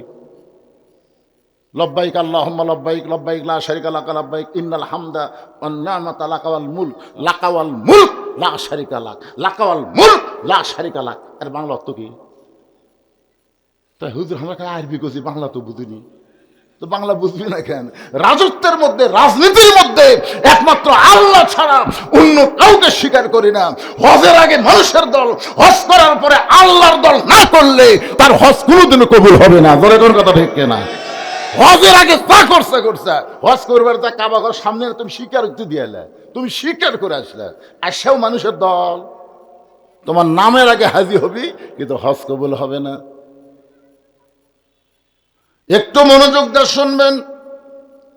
রাখাল একেবারে সামনে কাতারে গিয়ে ফজরের ফরজের আগে 2 রাকাত সুন্নত নামাজ আছে না নাই? কেরে নামাজিরা 12 রাকাত সুন্নত কিন্তু পড়াই লাগবে। 12 রাকাত, জোরে বলেন কয় রাকাত? ফরজ হলো 17, ফরজ হলো 5 ওয়াক্ত মিলা ফরজ কত? সুন্নত হলো 12। আচ্ছা, কোন নামাজে কোন সুন্নত আপনারা জানেন? জোহরের আগে 4 রাকাত সুন্নত, পরে 2 রাকাত সুন্নত। জোহরের নামাজে সবচাইতে সুন্নত বেশি, মাগরিবের পরে 2 রাকাত সুন্নত, এশার পরে 2 রাকাত সুন্নত, আর ফজরের আগে 2 রাকাত সুন্নত। রাসূল বলেছেন ফজরের 2 রাকাত সুন্নতের এত দাম, আসমান জমিন বিক্রি করে দিলেও হবে না। রাখাল সামনে কাতারে ফজরের 2 রাকাত সুন্নত নামাজ পড়ে বসে গেছে। মনের মধ্যে বড় আশা, আজকে হযরত ওমরকে প্রাণ ভরে দেখবে। রাখাল সামনে কাতারে 2 রাকাত সুন্নত নামাজ পড়ে বসে গেছে। এমন সময় একজন সাহাবী মসজিদের মধ্যে ঢুকে দেখে জায়গা নাই। এমন সময় একজন সাহাবী মসজিদের মধ্যে ঢুকে দেখে কি নাই? জায়গা আছে, কিন্তু হামার জায়গা নাই। যে জায়গাতে ওই সাহাবী নামাজ পড়তো, সেই জায়গাত রাখাল বসে আছে। ওই সাহাবীর নাম হলো ওসমান গনি। জোরে বলেন নাম কি?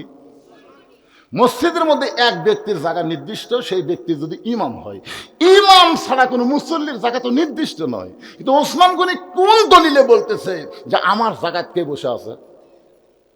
অবশ্যই এর পিছনে দলিল আছে, আছে না নাই? দলিল হলো আল্লাহ নবী বলেছেন, আমি যদ্দুন ইমামতি থাকবো, আমার পিছনে যিনি নামাজ পড়বে আবু বকর। আবু বকর যখন ইমাম হবে, আবু বকর বরাবর যিনি পিছনে নামাজ পড়বে তার নাম হলো উমর। উমর যখন ইমাম হবে, উমর বরাবর যিনি পিছনে নামাজ পড়বে তার নাম হলো ওসমান।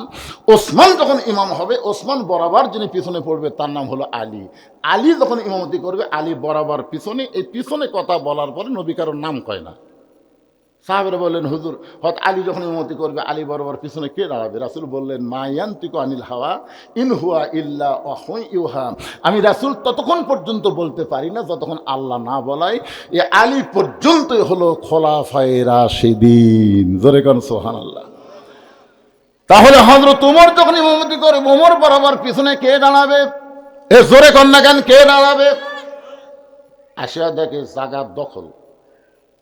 আল্লাহ রাসূলের যত সাহাবী আছে, সবচাইতে নরম কলিজার সাহাবী হচ্ছে ওসমান গনি। আবার খুতবার মধ্যে দেখবেন আল হায়াউন ওসমান কয় না? ওসমানের আবার শরমও বেশি, নরম শরম। মানুষটা কি করবি, আস্তে করে কাছে যায় দেখে রাখালের পাশে একটু ফাঁকা আছে, ওই ফাঁকের মধ্যে ওসমান গনি 2 রাকাত সুন্নত নামাজ পড়ে রাখালের দিকে 3বার তাকাছে। ধরে কোন কয়বার? 3বার তাকানোর কারণ কি? কোনো দিনও দেখেনি এই লোকটা কে রে। 3বার তাকাছে, 1বার দেখেছে, 2বার দেখেছে, 3বার যেই তাকাইছে রাখাল, এই মিয়া বারবার কি দেখিস? বিশ্বাস করেন, মূর্খ মানুষের দিকে যদি আপনি বারবার তাকান ওই কিন্তু খেপে দেবে। যাবি কি যাবি এখন? তাকাছেন কোনোদিন মূর্খ লোকের দিকে? আমি দেখলাম আমার গাড়ির সাথে অটো ভ্যানের হুক বেঁধে দেবে। ওরা কিন্তু যেদিন থেকে ব্যাটারি লাগাচ্ছে সেদিন থেকে কিন্তু আর ড্রাইভার নাই, ওরা পাইলট হয়ে গেছে। দেখবেন সব শিগরি মশানি আলাদা ভাই। আপনার এই নাজিরপুরের মধ্যে ওরা জাগাই দেবার পায় না। দরকারে মাটির নামাতে যান হুজুর, আমাকে ভ্যানের একটা মর্যাদা আছে। ওরে বাবা রে, একদিন আমার গাড়ির সাথে ওরকে হুক একটু বাজবি বাজবে, তখন আমি আস্তে করে গ্লাস নামে খালি ভ্যানালার দিকে তাকাছি। 3বার নয়, খালি 1বার। আমার দিকে বলে, হুজুর গাড়ির চড়া বেড়ার মশান বাড়িছে, মশান বাড়িছে। সেদিন থেকে কান ধরে তওবা করছি, মূর্খ লোকের দিকে তাকাবো না ভাই, তাকালি আর গরম হয়। ওসমান গনি কয়বার তাকাছে? রাখাল গরম হয়ে বলে, এই মিয়া বারবার তুমি কি দেখো মিয়া, তুমি কি এমন করে দেখতেছো? ওসমান গনি লাভ দিয়ে উঠেছে, নরম মানুষ, শরম বেশি, লাভ দুটো বলতেছে, ভাইজান আমি পরপর 3বার দেখেছি, এত গরম হয়েছে কেন? তোমার পরিচয় কি? বলতেছে, আমার পরিচয় হলো আমি একজন রাখাল। যেই বলেছে আমি একজন রাখাল, ওসমান গনি মুচকি মুচকি হাসতেছে। মুচকি মুচকি হাসার কারণ হলো রাখাল যারা হবে এদের ভাষা নরম হলে হবে না, রাখালের ভাষা একটু গরম থাকা লাগবে। কি জন্যে? রাসূল বলেছেন আল্লাহর পক্ষ থেকে প্রত্যেকটা অভিভাবককে আল্লাহ রাখালের দায়িত্ব দিয়া প্রেরণ করেছে। প্রত্যেকটা অভিভাবকের উপরে রাখালের দায়িত্ব আছে না নাই? এই যে ছোট ছোট বাচ্চাগুলো বাইরে চিল্লাচিল্লি করতেছে, আপনারা বলেন তো রাখালের দায়িত্ব নাই? আপনি সন্ধ্যার সময় খেয়াল করে দেখবেন ঘরাতে মুরগি হাঁস উঠছে কিনা। আপনার বউ কিন্তু খুবই চালাক, সন্ধ্যার সময় ঘরের মধ্যে লাইট মারি দেখতেছে মুরগি হাঁস উঠছে, আলহামদুলিল্লাহ। সন্ধ্যার সময় মুরগি হাঁস দেখলেন, আলহামদুলিল্লাহ। সন্ধ্যার সময় আপনি গোয়াল ঘরে দেখতেছেন গরু ছাগল উঠলো কিনা, গরু ছাগল উঠছে, আলহামদুলিল্লাহ। তো সন্ধ্যার সময় হাঁস মুরগি গরু ছাগল যদি দেখতে পারেন, সন্ধ্যার সময় আপনার সন্তানগুলো দেখা লাগবে বাড়িতে আসছে কিনা। জোরে কোন কথা ঠিক কিনা? কথা কন না কেন রে ভাই? এই দেখেন না বলেই তো চিল্লাচিল্লি করতেছে। আপনি গরু ছাগলের দাম বুঝলেন কিন্তু নিজের বাচ্চার দাম বুঝলেন না। ঘুরে যাবেন।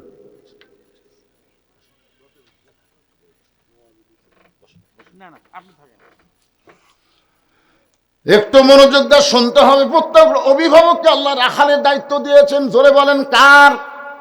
এখন হয়তো আপনি বলবেন, হুজুর আমার তো গরু ছাগল নাই, আমি কিসে রাখালি করব? আপনি চোখ বন্ধ করে দেখেন, আছে কি আছে? আমার বাড়িতে 50 বছরের একটা গাভী আছে, আছে বারে আছে। গাভী হলো আমার বউ।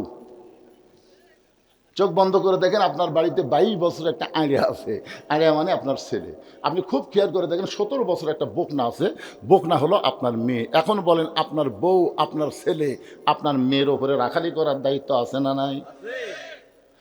আল্লাহ নবী কেমন রাখালি করেছেন একটা মেয়ের গল্প বলতে যে শোনেন আমার মায়েরা যারা পর্দার অন্তর আছেন। আল্লাহ বলেছেন, অকরনা ফি বুয়ুতিকুন্না ওয়ালা তাবাররাজনা তাবাররুজাল জাহিলিয়াতিল উলা। নবী ঘরের মধ্যে ঢুকলেন, ঘরের মধ্যে ঢুইকা দেখে ফাতেমা মুচকি মুচকি হাসতেছে। নবী ফাতেমার কাছে গিয়ে বললেন, মা তোমার কি কখনো মনে হয় তোমার বাবা বিশ্ব নবী বলে আল্লাহ তোমাকে জান্নাত দিবে? এই কথা কি তোমার কখনো মনে হয়? দেখেন নবী কিভাবে রাখালি করতেছে। তোমার কি কখনো মনে হয় তোমার বাবা বিশ্ব নবী বলে আল্লাহ তোমাকে জান্নাত দিবে? ফাতেমা বলতেছে, বাবা আমার সব সময় মনে হয় আমার বাবা বিশ্ব নবী হওয়ার খাতিরে আল্লাহ আমাকে জান্নাত দেবে। সঙ্গে সঙ্গে নবী ফাতেমার শাহাদত আঙ্গুলি চেপে ধরে বললেন, ফাতেমা এই চিন্তা করে তুমি বড় ভুল করেছো মা। তোমার বাবা বিশ্বনবী হওয়ার খাতির আল্লাহ তোমাকে জান্নাত দেবে না। জান্নাতে যদি যাবার চাও তাহলে জান্নাতের আমল করে তোমাকে জান্নাতে যেতে হবে। ফাতেমা বাবার সামনে হাঁটু গেড়ে বসে বললেন, বাবা তাহলে ফাতেমা জান্নাতে যাইতে গেলে কি আমল করা লাগবে? রাসূল বললেন শুধু ফাতেমা তুমি না, দুনিয়ার সমস্ত মেয়েদের জন্য আমি রাসূল বললাম মাত্র 4টা আমল করা লাগবে। 5 ওয়াক্ত নামাজ পড়বা, রমজান মাসে রোজা করবা, স্বামীর কথা মতো চলবা, আর সতীত্বের হেফাজত পর্দা করবা। রাসূল বলে ফাতেমা রে, 24 ঘন্টার মধ্যে 5 বার নামাজ পড়লে নামাজের হক আদায় হয়ে যাবে। 12 মাসের মধ্যে 1 মাস রোজা করলে রোজার হক আদায় হবে। স্বামী যখন খেদমত চাবে তখন স্বামীর খেদমত করলে স্বামীর হক আদায় হবে। কিন্তু ফাতেমার সতীত্বের হেফাজত পর্দা করা এর কোনো সময় নাই মা, এটা সব সময় ফরজ হয়ে যাবে। সঙ্গে সঙ্গে ফাতেমার কাছে একটা ওড়না ছিল, এরকম একটা ওড়না ছিল। নবীর সামনে ওড়নাটা এভাবে মাথায় দিয়ে বললেন বাবা এইভাবে কি পর্দা করলে চলবে? সঙ্গে সঙ্গে নবী আমার ফাতেমার হাত টেনে নিয়ে হাতের তালুতে একটা চুমু দিয়ে বললেন ফাতেমা, আজ থেকে আমি বিশ্বাস করলাম তুমি পর্দাকে গ্রহণ করে নিলে। এমনভাবে ফাতেমা পর্দানিশী হয়ে গেল। এক সময় আল্লাহ বলে হাবিব আপনার মেয়ে ফাতেমার কাছে এমন রাখালি করে পর্দার ওয়াজ করলেন, ফাতেমা এমন পর্দা গ্রহণ করলো, আমি আল্লাহ খুশি হয়ে ফাতেমাকে সাইদাতুন নিসাই আহলেল জান্নাহ, জান্নাতের সমস্ত নারীদের নেত্রী বানায়া দিলা।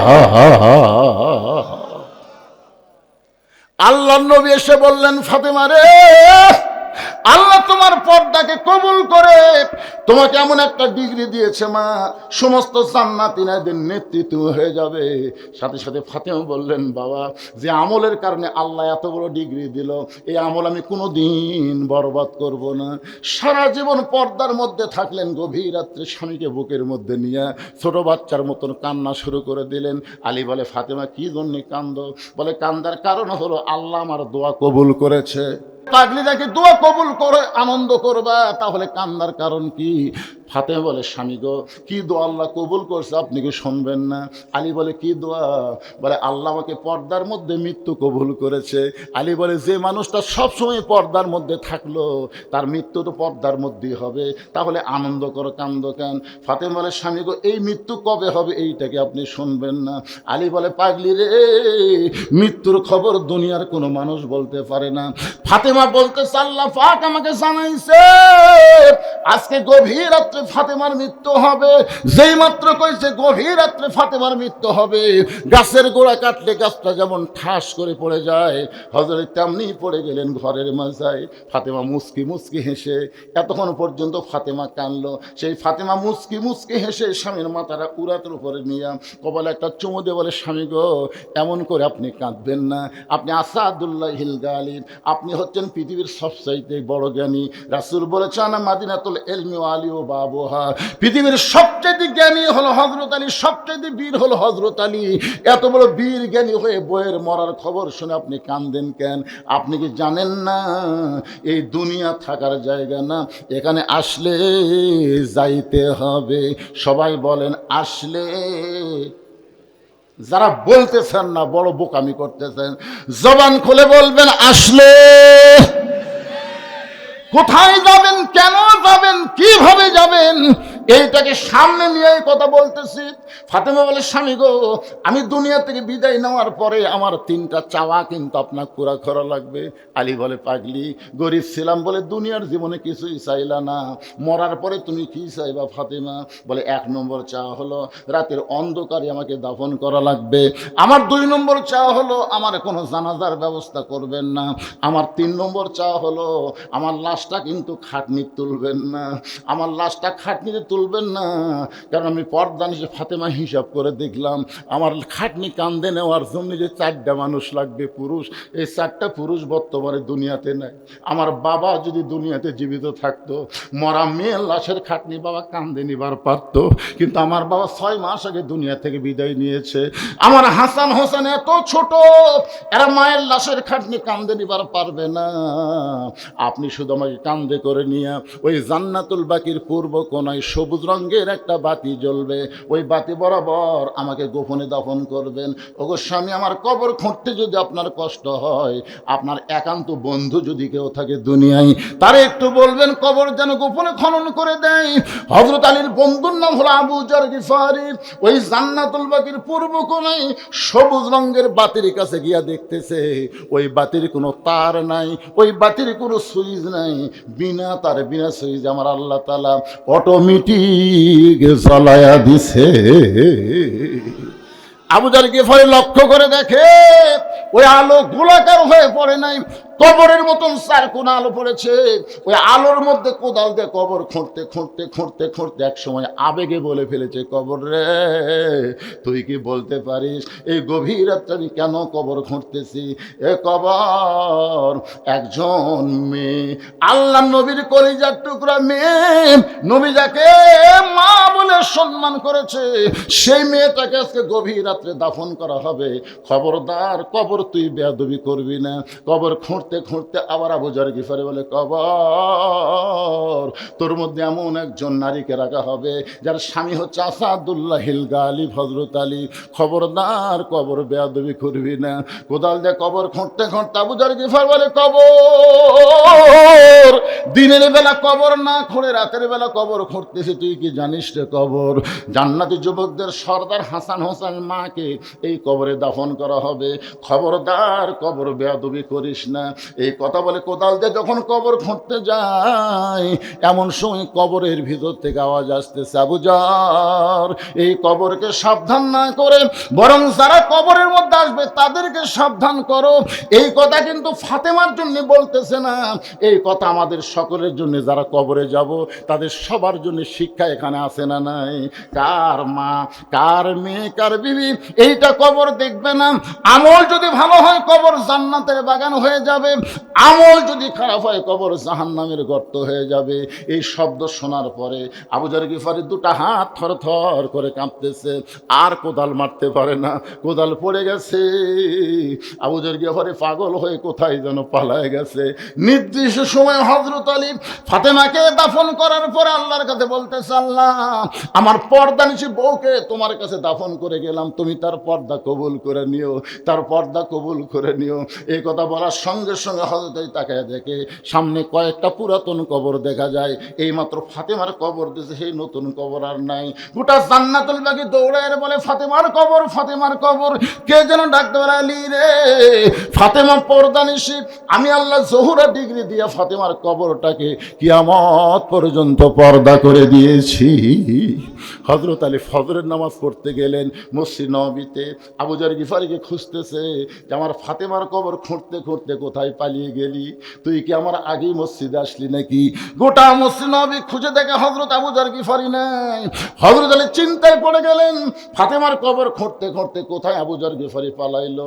জোহরের সময় দেখে আবু যর গিফারি নাই, আসরের সময় দেখে আবু যর গিফারি নাই, একটা দিন দেখে আবু যর গিফারি নাই, দ্বিতীয় দিন দেখে আবু যর গিফারি আর মদিনায় নাই, এক সপ্তাহ দেখে আবু যর গিফারি আর মদিনায় নাই, এক মাস দেখে প্রত্যেকটা সাহাবী বলে, আলী ভাই তোমার দোস্ত আবু যর গিফারি নবীর জলিল কদর সাহাবী কোথায় গেল, তুমি কি তার খবর জানো না? আলী মনে মনে কান দেওয়ার চিন্তা করে, গভীর রাত্রে আবার ফাতেমার কবর খুঁড়তে গিয়ে কোথায় হারিয়ে গেল। এক বছর আবু যর গিফারিকে আর মদিনায় খুঁজে পাওয়া যায় না, দ্বিতীয় বছর আবু যর গিফারি মদিনায় খুঁজে পাওয়া যায় না, তৃতীয় বছর সবাই যখন আবু যর গিফারির কথা ভুলে গেছে, এমন সময় আবু যর গিফারি পাগল হয়ে মদিনার মধ্যে ঘুরতেছে। মদিনার বাচ্চারা ছোট ছোট পাথর আবু যর গিফারিকে মারতেছে, কতক পাথর তার দাড়িতে লাগে, কতক পাথর তার গায়ে লাগে। হযরত আলী রাস্তা দিয়ে যাওয়ার সময় বলে, ছেলেরা রে, কোন পাগলকে তোরা পাথর মারতেছিস? মদিনার বাচ্চারা কয়, আমরা চিনি না, জানি না, এই পাগলকে আমাদের সহ্য হয় না। হযরত আলী এক দৌড়ে গিয়ে পাগলের সামনে তাকায় দেখে এই পাগল আর কেউ না, তার বন্ধু আবু যর গিফারি। হযরত আলী সামনে দাঁড়ায় বলে, ভাইজান আমার হাসান হোসেনের মায়ের কবর খুঁড়তে গিয়ে তুই কোথায় পালাইলি ভাই? কয়েক বছর ধরে তোরে খুঁজি মদিনায়, তোরে তো মদিনায় খুঁজে পাই না, বল তুই কোথায় ছিলি? আবু জার গিফারি কোনো কথাই বলে না। হযরত আলী বলে, আবু জার তোর আমি বন্ধু রে, তুই আমার আপনজন, বল তুই কোথায় ছিলি, তুই কোথায় ছিলি বল। কোনো কথা বলে না। হযরত আলী আসাদুল্লাহিল গালিব এক টানে আবু জারকে বুকের মধ্যে নিয়ে একটা চাপা দেয়। ওই চাপাতে আবু জার গিফারির জবান খুলে শুধু একটা শব্দ, কবর কবর কবর, তিনবার বলার পরে আলী দেখতেছে আবু জার গিফারি তার কাঁধের উপরে ভারী লাগতেছে। আস্তে করে হাতটা যখন টান দেয় আবু জার গিফারি মাটিতে পড়ে যায়। হযরত আলী তাকায় দেখে আবু জার গিফারি আর দুনিয়াতে না। আবু জার গিফারির মাথা খানা উরুতের উপরে নিয়ে কপালে চুমা দিল, আবু জার রে, ফাতেমার কবর খুঁড়তে গিয়ে তুই কোথায় পালাইলি ভাই? এত বছর পরে তোরে পাইলাম আমি, একটা কথাও বললি না, শুধু কবর কবর তিনবার উচ্চারণ করে দুনিয়া থেকে বিদায় দিলি। চারদিকে সাহাবীরা আসতে চাইলি রে, কোন পাগলকে তোমার উরাতের মধ্যে ঘুম পাড়তে দাও? আলী বলতেছে পাগল না রে, নবীর জলিল কদর সাহাবী আবু জার। সমস্ত সাহাবী, আলী ভাই আবু জার গিফারি কোথায় থেকে পাইলেন? বলে পাগল বেশে শুধু তিনবার কবর কবর কবর বলে দুনিয়া থেকে বিদায় নিয়েছে। প্রত্যেকে সাহাবী হাঁটু গেড়ে বসে বলে আল্লাহ, কিন্তু যেদিন ডাক পড়িবে কবর মাঝে যাইতে, জোগাড় কিছু করছো বন্ধু তার মাঝে বিছাইতে। আজকে আমরা যারা এখানে বসে আছি ভাইজান, যে কোনো সময় আমাদের মৃত্যু হবে, ধরে বলেন কথা ঠিক কিনা? যে কোনো সময় মৃত্যু হবে, কিন্তু মৃত্যুর সময় কবরে কি নিয়ে যাব? আজকে শুধু একটা আমলের কথা আপনাদের বলে দেই। এই নবীর মাদ্রাসায় ৪৫ জন বাচ্চা আছে, এই ৪৫টা কোরআন শরীফ আপনাদের দেওয়া লাগবে। একটা কোরআন শরীফ মাত্র ৫০০ টাকা দিলেই হয়ে যাবে ভাইজান। কেউ যদি ৫০০ টাকা দান করেন, একটা কোরআন দান করার সওয়াব আল্লাহ আপনার আমল নামায় দিবে। সে আমল নিয়ে আপনি কবরে যাওয়ার পারবেন। এমন কোন আল্লাহর বান্দা আছে এই মাদ্রাসার হাফেজ ছাত্রদের তালবে ইলমদের একটা কোরআন শরীফ বাবু ৫০০ টাকা দিবেন? ৫০০ টাকা দিলেই একটা কোরআন দানের সওয়াব আল্লাহ আমল নামায় দিবে। একজনও উঠবেন না, একজনও না, দিবেন না, বসে থাকবেন। আপনি দিবেন না, অসুবিধা নেই। পৃথিবীর শ্রেষ্ঠ দান আল্লাহর কোরআন, সবাই দিবার পারে না ভাই। বলতে বলতে একজন আল্লাহর বান্দা, এই যে লোকগুলা উঠলো, যে লোকগুলা উঠতেছে, আল্লাহ এরকে দেখা দেখি যত লোক উঠবি সমস্ত লোক ওটার পাপ। যেই লোকটা প্রথম উঠেছে আল্লাহর কান্দর যেন দেয়। বলতেছি কি উঠবেন কেন?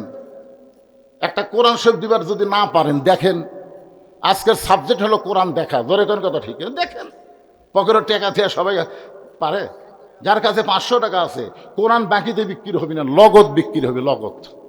মাত্র ৪৫টা কোরআন, ৪৫ জন ছাত্র। কয়জন ছাত্র আছে এখানে? ৫৫। যাক, আরো ১০ বাড়িছে, ৫৫ জন ছাত্র, ৫৫টা কোরআন শব্দ দেওয়া লাগে। ৫ × ৫ = ৫৫। একটা পাওয়া গেছে, বাপ মায়ের জন্য দিছে। আল্লাহ তার বাপ মায়ের কবরকে জান্নাত বানায় দাও। স্বামী মারা গেছে রঞ্জু দোকানদারের মা, নাকফুল বাবদ একটা সোনা দান করেছে। আল্লাহ তার স্বামীর কবর জান্নাতের টুকরা বানায় দে। জোরে বলে আল্লাহুম্মা আমিন, জোরে বলে আল্লাহুম্মা আমিন। নতুন ছাত্র সাইদুল হাফেজ হয়েছে, তার বাবা 2টা কোরআন শরীফ বাবদ ১,০০০ টাকা দান করেছে। আল্লাহ দানকে কবুল করেন, সন্তানকে হক্কানা হাফেজ আলেম হিসাবে কবুল করেন। জোরে কোন আমিন। কেবল আপনাদের পকেটের টাকা নাই, আবার এখন লাভ দিয়ে উঠলো, গেলে পাগলা গুলো খুদ থাকে আছে রে সবরা। কোরআন শরীফ আদায় হতে পরে পরে হবে, ধান্দা ঠিকই আছে।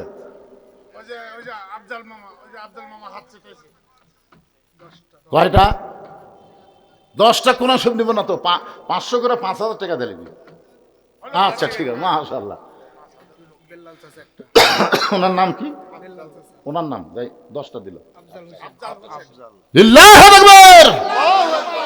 আফজাল হোসেন একাই 10টা কোরআন শরীফ বাবদ 5,000 টাকা ধরে বলেন মারহাবা। আল্লাহর একজন বান্দা 200 টাকা দান করে গেছে, আর একজন কোরআন শরীফ বাবদ 500 টাকা দান করেছে। আল্লাহ দানকে কবুল করেন, আল্লাহুম্মা আমিন। কি ভাই? রবিন ভাই 2টা কোরআন শরীফ বাবদ 1000 টাকা দান করেছে। আল্লাহ তার দানকে কবুল করেন, আল্লাহুম্মা আমিন। কবুল করো, কবুল করো। অ্যাডভোকেট তোমাল সাহেবের মা স্বামী মারা গেছে, তার জন্য 4000 টাকা নগদ দান। অ্যাডভোকেট তোমার সাহেবের মা স্বামী মারা গেছে, স্বামীর রুহের মাগফিরাতে 4,000 টাকা করে বলেন মারহাবা। এই 4,000 কি নগদ না বাকি রে? মাশাআল্লাহ, এই ফাঁকে 3 জন আল্লাহর বান্দা 3টা কোরআন শরীফ বাবদ 500 টাকা দান করেছে, আল্লাহ দান কবুল করেন। আর একজন আল্লাহর বান্দা কোরআন শরীফ বাবদ 500 টাকা দান করছে, আল্লাহ দান কবুল করেন। শরীফুল ইসলাম 2টা কোরআন শরীফ বাবদ 1,000 টাকা দান করছে, আল্লাহ কবুল করেন। আশরাফুল ইসলাম একটা কোরআন শরীফ বাবদ 500 টাকা দান করছে, আল্লাহ আপনি কবুল করেন। আবু বকর সিদ্দিক কোরআন শরীফ বাবদ 500 টাকা দান করেছে, আবু বকর সিদ্দিকের দানকে আল্লাহ আপনি কবুল করেন। আল্লাহ 5টা মিনিট আদায় করার পরে 5 মিনিট তারপর আবার ওয়াজ হবে। কি ওসমান গনি রাখাল মনে নাই? আপনাদের মনে নাই? এরা না শুনে যাবেন কেমনে? 2টা কোরআন শরীফ বাবদ আল্লাহ তোমার একজন বান্দা কিনা আজগর সরকার 1,000 টাকা দান করেছে, আল্লাহ দানকে কবুল করেন। মোজাম্মেল হক মারা গেছে, দোয়া চাইয়া 2টা কোরআন শরীফ বাবদ 1,000 টাকা দান করেছে, আল্লাহ দানকে কবুল করেন। আল্লাহুম্মা আমিন। বলে দিছি। হ্যাঁ, একটা সন্তান মারা গেছে, সন্তানের বাবা কোরআন শরীফ বাবদ 500 টাকা দান করেছে, আল্লাহ সন্তানকে জান্নাতি কবুল করেন। আর একজন কোরআন শরীফ বাবদ 500 টাকা দান করছে, আল্লাহ কবুল করেন। আচ্ছা, আপনারা উঠে যাচ্ছেন, আদায় কি হচ্ছে না? আমি বলে হুঁশ পাচ্ছি না, এরা উঠে হুঁশ পাচ্ছে না। এ ভাই, আপনারা সামনে আসেন তো, জায়গা পরিবর্তন করেন। 2 জায়গা আপনার জান্নাতের সাক্ষী হয়, বিশ্বাস করেন এটা জান্নাতের বাগান। আসেন, সামনে আসেন। এই যারা পিছনে আছেন সামনে আসেন তো, আল্লাহর রাস্তায় আসেন। যারা সিটা পাতান চলে যাক, ধানের ঠিমের মধ্যে বাতাস দিলে সিটা পাতা থাকবার পারে? লিল্লাহি তাকবীর। 4টা কোরআন শরীফ বাবদ 2,000 টাকা দান করেছে, আল্লাহ তার দান মায়ের জন্য দোয়া চায়। ইনতাজুর রহমান আল্লাহ 4টা কোরআন শরীফ বাবদ 2,000 টাকা দান করেছে, আল্লাহ মায়ের কবরকে জান্নাতের টুকরা বানান। আল্লাহর আর একজন বান্দা 2টা কোরআন শরীফ বাবদ 1,000 টাকা দান করেছে, আল্লাহ দানকে কবুল করেন। আলম মায়ের জন্য দোয়া চায়, 1টা কোরআন শরীফ বাবদ 500 টাকা দান করেছে, আল্লাহ মায়ের কবর জান্নাতের টুকরা। জায়েদ মেম্বার মা এবং সন্তানের জন্য দোয়া চাইয়া 5,000 টাকা দান করেছে। এটা করবে না করছে? দিবে আর কি, দান করেছে বাকিতে, আল্লাহ দানকে কবুল করেন। আল্লাহুম্মা আমিন। আলহাজ মোজাম্মেল হক 1300 টাকার কি সাইজে দান দেয়? 1300। ও 1 বস্তা চাউলের দাম। হ্যাঁ, মাশাআল্লাহ, 25 কেজি 1 বস্তা চাউলের দাম দান করেছে, আল্লাহ দানকে কবুল করেন। আল্লাহুম্মা আমিন। হ্যাঁ, আপনার যদি ছাত্রদের চাউল দেন তো বস্তা বলবেন, 25 কেজির বস্তা আছে, 50 কেজির বস্তা আছে, দিবেন। বাচ্চারা খাবে, আল্লাহ আপনাকে বরকত দিবে। বরকত দেখবার পাবেন, জানেন, বরকত নিজের চোখে দেখবার পাবেন ইনশাল্লাহ। রুহুল আমিন মারা গেছে, ওনার স্ত্রী 200 টাকা দান করেছে, আল্লাহ রুহুল আমিন কবরকে জান্নাতের টুকরা বানান। একটু জিকির করি, লা ইলাহা ইল্লাল্লাহ। আল্লাহ আর একজন বান্দা 200 টাকা দান করেছে, আল্লাহ দানকে কবুল করেন। লা ইলাহা ইল্লাল্লাহ, লা ইলাহা ইল্লাল্লাহ মুহাম্মাদুর রাসূলুল্লাহ। শিহাবুদ্দিন 2টা কোরআন শরীফ বাবদ 1,000 টাকা দান করছে, আল্লাহ দানকে কবুল করেন। ওসমান গনি বলতেছেন, ভাইজান আপনাকে কোনোদিন সামনে কাতারে দেখি নাই, আজকেই প্রথম সামনে কাতারে দেখতেছি। এজন্য পরপর কয়বার তাকাইছি? জোরে কোন কয়বার? মনে আছে না ভুলে গেছেন? পরপর 3বার তাকাইছি। রাখাল মুসকি মুসকি হাসার বলে, আমি বারান্দাত নামাজ পড়ি ভাই, আমি বারান্দাত নামাজ পড়ি, সামনে কাতারে আমি কোনোদিন আসি নাই। কারণ বারান্দাত নামাজ পড়ার একটা মজাই আলাদা, একটা মজাই আছে। যারা বারান্দাত নামাজ পড়ে মজা আছে না নাই? আপনার বলেন তো কি মজা? এটা হচ্ছে আসল মজা। আসবি শ্বাসে যাবি আগে। হ্যাঁ, ও শুরু করছে, আর তুই এমন সময় দান করবে লাগবে। পাগল পাগল হলে কি হবে? বাপ মা ঠিকই ভালোবাসে, বাপ মাকে ঠিকই ভালোবাসে, বাপ মায়ের নামে দান করছে, আল্লাহ এর দানকে কবুল করেন। বাপ মারা গেছে, আব্বা মাও মারা গেছে, বাও মারা গেছে, বউ বউ আছে, মাশাআল্লাহ। আল্লাহ বাপ মার কবরকে জান্নাতের টুকরা বানায় দেন, জোরে কোন আমিন। রাখাল বলতেছে, বারান্দার নামাজ পড়ি, কিন্তু আজকে সামনে কাতারে আসার কারণ হলো দেখার জন্যে। সামনে কাতারে আসার কারণ কি? দেখার জন্য। আজকে দেখা হয়ে গেলেই চলে যাব, আর কোনোদিন সামনে আসবো না। ওসমান গনি বলতেছে, ভাই আজকে যে দেখবার পারবেন তার গ্যারান্টি কি? রাখাল বলে, কি দেখুন, চোখের পাওয়ার ঠিক আছে, দেখবার পারবো না মানে? ওসমান গনি চোখে পানি নিয়ে বলে, ভাইজান কয়েক বছর হলে সামনে কাতারে নামাজ পড়ি, এখন পর্যন্ত দেখতে পাই না, এখন পর্যন্ত দেখতে পাই না। ওসমান গনি যাকে দেখতে আসে তিনি হলেন নামাজের মালিক আল্লাহ। জোরে কান সুবহানাল্লাহ। রাসূল বলেছেন, আনতা আবুদুল্লাহ কাআন্নাকা তারাহু ফাইন লাম তাকুন তারাহু ফাইন্নাহু ইয়ারাকা। কোন আল্লাহর বান্দা যখন ইবাদতের মধ্যে শামিল হবে, ইবাদতের মালিক আল্লাহকে দেখতে পাবে। আল্লাহ যদি দেখা সম্ভব না হয়, আল্লাহ তাকে দেখতেছে এই বিশ্বাস তার কলিজার মধ্যে থাকবে। রাখাল দেখতে চায় কাকে? জোরে কোন কাকে? ওসমান গনি বলে, ভাইজান কয়েক বছর সামনে কাতারে নামাজ পড়ি, এখন পর্যন্ত দেখবার পাই না, আর তুমি আজকেই দেখবার পাবা। রাখাল বলে, আমার চোখের পাওয়ার ভালো, তোমার যদি চোখের পাওয়ার খারাপ হয় তুমি আমার হাত ধরো। রাখাল ওসমানকে বলতেছে, তুমি আমার হাত ধরো, আমি নিজেও দেখবো এবং তোমাকেও দেখায়া দিব। সুবহানাল্লাহ। ওসমান গনির সঙ্গে সঙ্গে রাখালের হাত ধরে কোরআন শরীফ পড়তেছে, ইয়া আইয়ুহাল্লাযীনা আমানুত্তাকুল্লাহা ওয়া কুনু মা'আস সাদিকিন। এই আয়াতের বাংলা অর্থ জানেন? রে ঈমানদারেরা, আল্লাহর ভয় যদি কলিজার মধ্যে রাখতে চাও, ওয়া কুনু মা'আস সাদিকিন, তাহলে সত্যবাদীদের সাথী হও, সত্যবাদীদের দল করো। সত্যবাদী বোঝেন? বাংলাদেশে সত্যবাদী কারা? আল্লাহর কোরআন থেকে কথা বলে যারা, কোরআন তেলাওয়াত করে। হাফেজ বাচ্চারা বলে না সাদাকাল্লাহুল আলিয়্যুল আযীম, বলে কি বলে না? কি জন্য বলে? কারণ কোরআনের ওপর সত্য কিছু নাই। এখন চিন্তা করে দেখেন, ওসমান গনি রাখালের হাতটা ধরে আয়াতটা পড়তেছে, ওয়াকুনু মা'আস সাদিকিন, তার চোখের মধ্যে পানি, মুখের মধ্যে হাসি। আল্লাহ, নিজের যোগ্যতায় তোমাকে দেখবার পাইনি, কিন্তু ভাগ্য করে এমন একজন আল্লাহর বান্দা পাইছি যে নিজেও দেখবে এবং আমাকেও দেখায়া দিবে। সুবহানাল্লাহ। কন্যাকার যাই যেমন মানুষ তার তেমনই বিশ্বাস। ওসমান গনি বলতেছে, আমার যোগ্যতা আমি তোমাকে দেখবার পাইনি, কিন্তু আজকে পাইছি একটা, নিজেও দেখবে ও আমাকেও দেখাই দিবে। ওসমান গনি মহব্বত করে রাখালের হাতটা ধরে আছে। কিছুক্ষণ পরে নামাজের জামাতের যখন শুরু হয়েছে, এমন সময় মুয়াজ্জিন আকামত শুরু করেছে। মুয়াজ্জিন যখন আকামত দেয়, এমন সময় বসে থাকা যাবে। কদ কামাতিস সালাহ, কদ কামাতিস সালাহ, তার মানে কি বুঝতেছেন? কতগুলো আকামত শোনার পরও সিয়ারত বসে থাকে, এরকম লোক আছে না নাই? শোনেন ভাইজান, বাড়িতে নামাজ পড়লে 1 গুণ সওয়াব হবে, মসজিদে নামাজ পড়লে 27 গুণ সওয়াব হবে। আপনার বলেন তো, মসজিদে একলা একলা নামাজ পড়লে 27 গুণ হবে? কি হয় পড়া লাগবে? জামাতের সাথে পড়া লাগবে। আর জামাত পড়বার গেলে কাতার সোজা হওয়া লাগবে। হেঁকা বেঁকা কাতার করলে 27 গুণ হবে না। কাতার কি করা লাগবে? কাতার সোজা করবার গেলে পায়ের আগালি দিয়ে সোজা করা যাবে না, পায়ের গোড়ালি দিয়ে সোজা করা লাগবে। আপনি যদি কাতার সোজা করবার চান, যে ব্যক্তি চেয়ারত বসছে ওর পায়ের গোড়ালি কোনটি, তাহলে বোঝা গেল যেই কাতারে চেয়ার আছে ওই কাতারে 27 গুণ সওয়াব হবে না।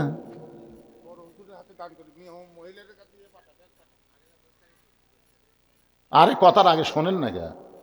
না শুনতি ফতুয়া।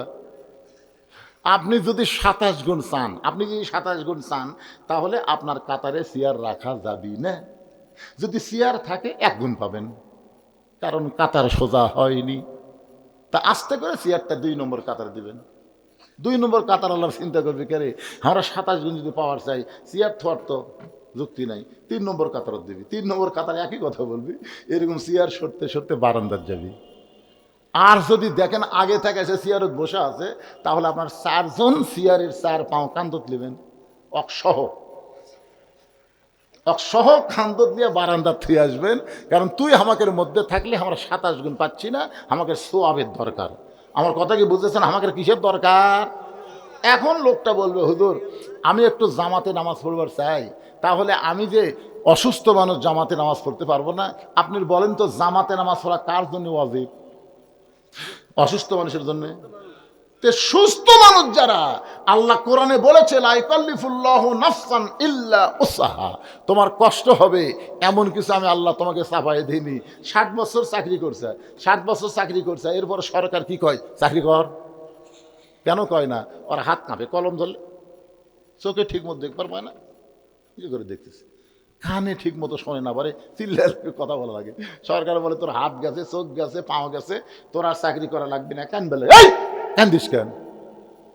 চাকরি গেছে বলে তোর বেতন পাইনি রে, বসে দেখা পেনশন খা।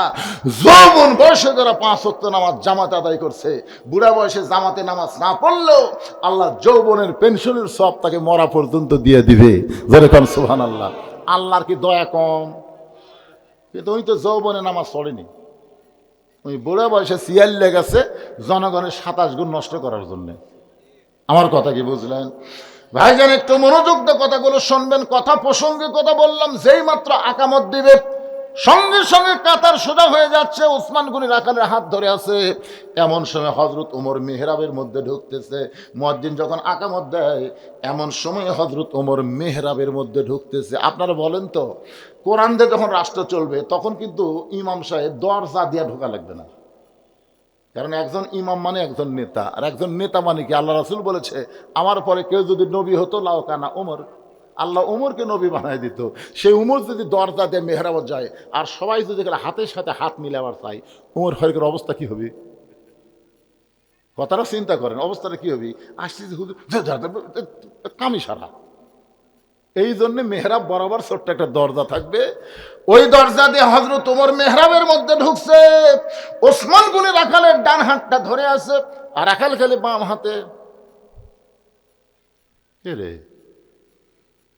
চিন্তা করতেছি, এটাই তুমি রে।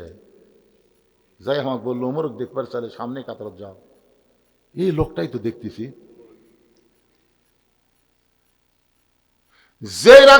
যেই মুয়াজ্জিন বলেছে কদ কামাতিস সালাহ, কদ কামাতিস সালাত, সঙ্গে সঙ্গে রাখাল আল্লাহু আকবার।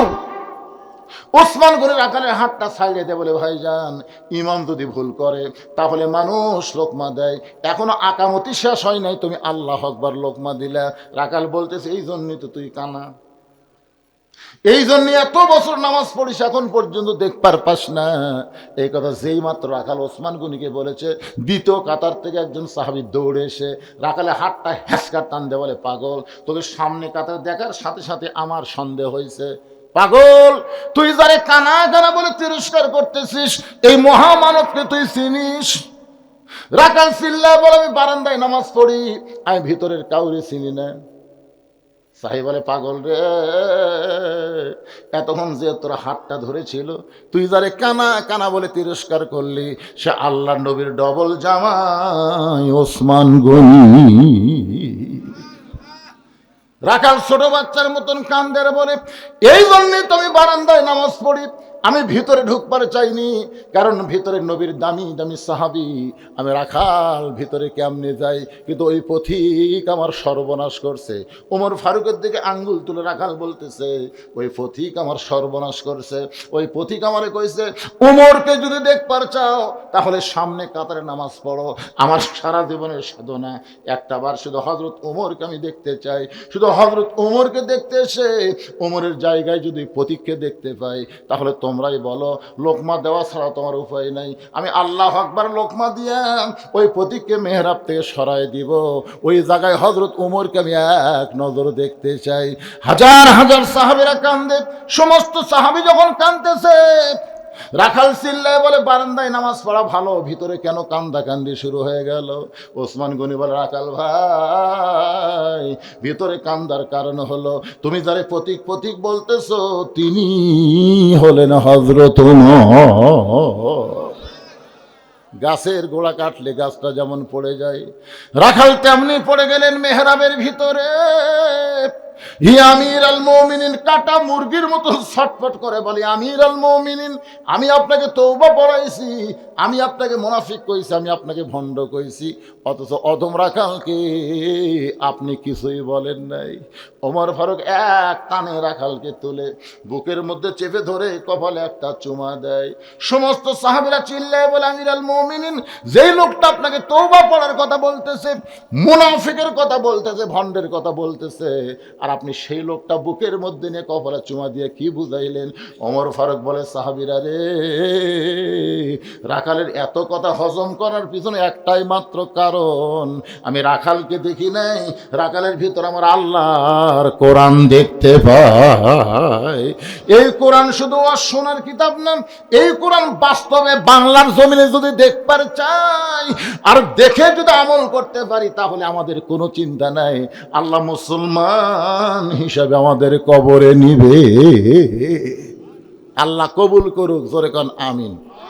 এখন সমস্যা হলো, আমি কিন্তু এখানে এশার নামাজের আগে আইছি, আমাকে বলে দিতে 10টার আগে আপনাকে দিব, আমি ধরেছিলাম 10টার থেকে একটা না 12টা ওয়াজ করলে আলহামদুলিল্লাহ, কিন্তু দিতে একটু দেরি হলো, আমারও নামতেও একটু দেরি হলো। এখন ফজরের নামাজের খবর কি? না না, আপনারা কি নিয়ত করতেছেন? আমার এলাকার এক মুয়াজ্জিন ওয়াজ শুনবার গেছে, ওয়াজ শুনে এসে ঘুমাইছে, ফজরের আযান দেয়নি। তো যারা ওয়াজ শুনবার যায়নি এরা চেতন পায়ে দেখে মসজিদের তালা, কেন মুয়াজ্জিন আসেনি কেন? 2-4 জন মুয়াজ্জিনের বাড়ি যায়, মুয়াজ্জিন সাহেব আপনি ভালো আছেন না অসুস্থ? সুস্থ। চারিদিকে আযান হলো, সে আযান শুনে আমরা মসজিদে আসলাম, তালা খোলেননি।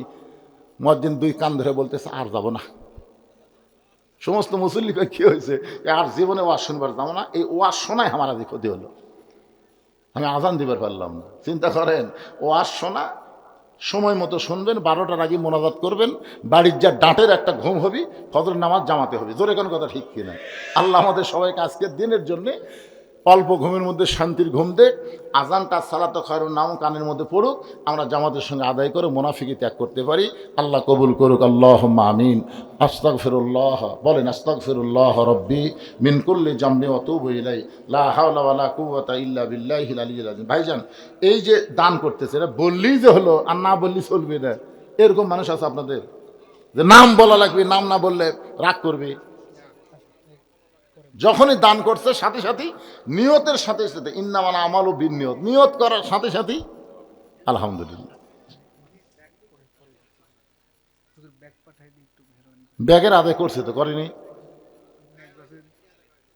ব্যাগের আদায় করেনি? আমি তো ব্যাগের কথা শুনলাম। ও হরে, কি কথা রে বারে, 10 টাকা 20 টাকা, এ ভাই এর ওটা কে রে, ওটা কে, ব্যাগ পাটি নাকি? আচ্ছা আচ্ছা, এই ব্যাগলে যাও, ভিতরে যাও, মাদ্রাসা তালবিলেন, এই সব ছাত্রা খুঁটি রে, ব্যাগলে যাও, 10 টাকা 20 টাকা মোনাজাতের আগে যেটাই দিবেন আল্লাহ সেটাই কবুল করবে। যার যার সাধ্যে গুলাই ব্যাগের মধ্যে দিয়ে দেন। বাবা দাও, ব্যাগলে দাও, দাও দাও, যাও, সবাই দেন, 10 20 50 100 টাকা। যাদের বাপ মা কবরে গেছে, নিজের জন্য বাপ মার জন্য আল্লাহর হস্তে দান করবেন। পকেটে হাত দেন, 50 টাকা 100 টাকা 500 টাকা যেই যা পারবেন আল্লাহর হস্তে তালবেলেমদের ব্যাগে দিয়ে দিবেন। এদের পায়ের তলে ফেরেশতা পাখা বিছাই দেয় ভাইজান, আর এরা আপনার কাছে ব্যাগ রেজাচ্ছে, ব্যাগগুলো খালি খালি ফেরত দেন না, যা পারেন আল্লাহর হস্তে দিয়ে দেন। সবাই একটু জিকির করেন, লা ইলাহা ইল্লাল্লাহ, লা ইলাহা ইল্লাল্লাহ। মহব্বত, আল্লাহর জিকির হবে মহব্বতে, লা ইলাহা। আচ্ছা, বইগুলো কি স্যার? বইগুলো পুরস্কারের তানজিম বোর্ডের পরীক্ষা দেওয়া তেইলা না দে টেবিল থতন কেন? সময় হয়নি, কি সময় হয়নি? সময় হবে না কেন? এত রাত সময় হয় না, পরে দিবেন, কিন্তু ছাত্রদের মনে কষ্ট হবে, জানো পরীক্ষাতে ভোট পাচ্ছি আর আমাকে পুরস্কারটা গোপনে দিল। আরে আকাবিরদের বিনয় এবং তাকওয়া সম্পর্কে সবগুলো বই। আচ্ছা ঠিক, একই বই সব, যাকে ছাত্রকে এখন পাওয়া কঠিন। দিবেন, আপনার দিবেন। আমরা সবাই মাদ্রাসা তালবেলিমদের দোয়া করবো, হক্কানে হাফেজ আলেম যেন কবুল করে, দরখানে আমিন। হ্যাঁ দেন, ব্যাগের মধ্যে দিয়ে দেন।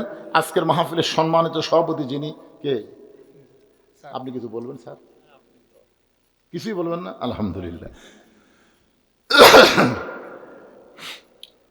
আল্লাহুম্মা আমিন।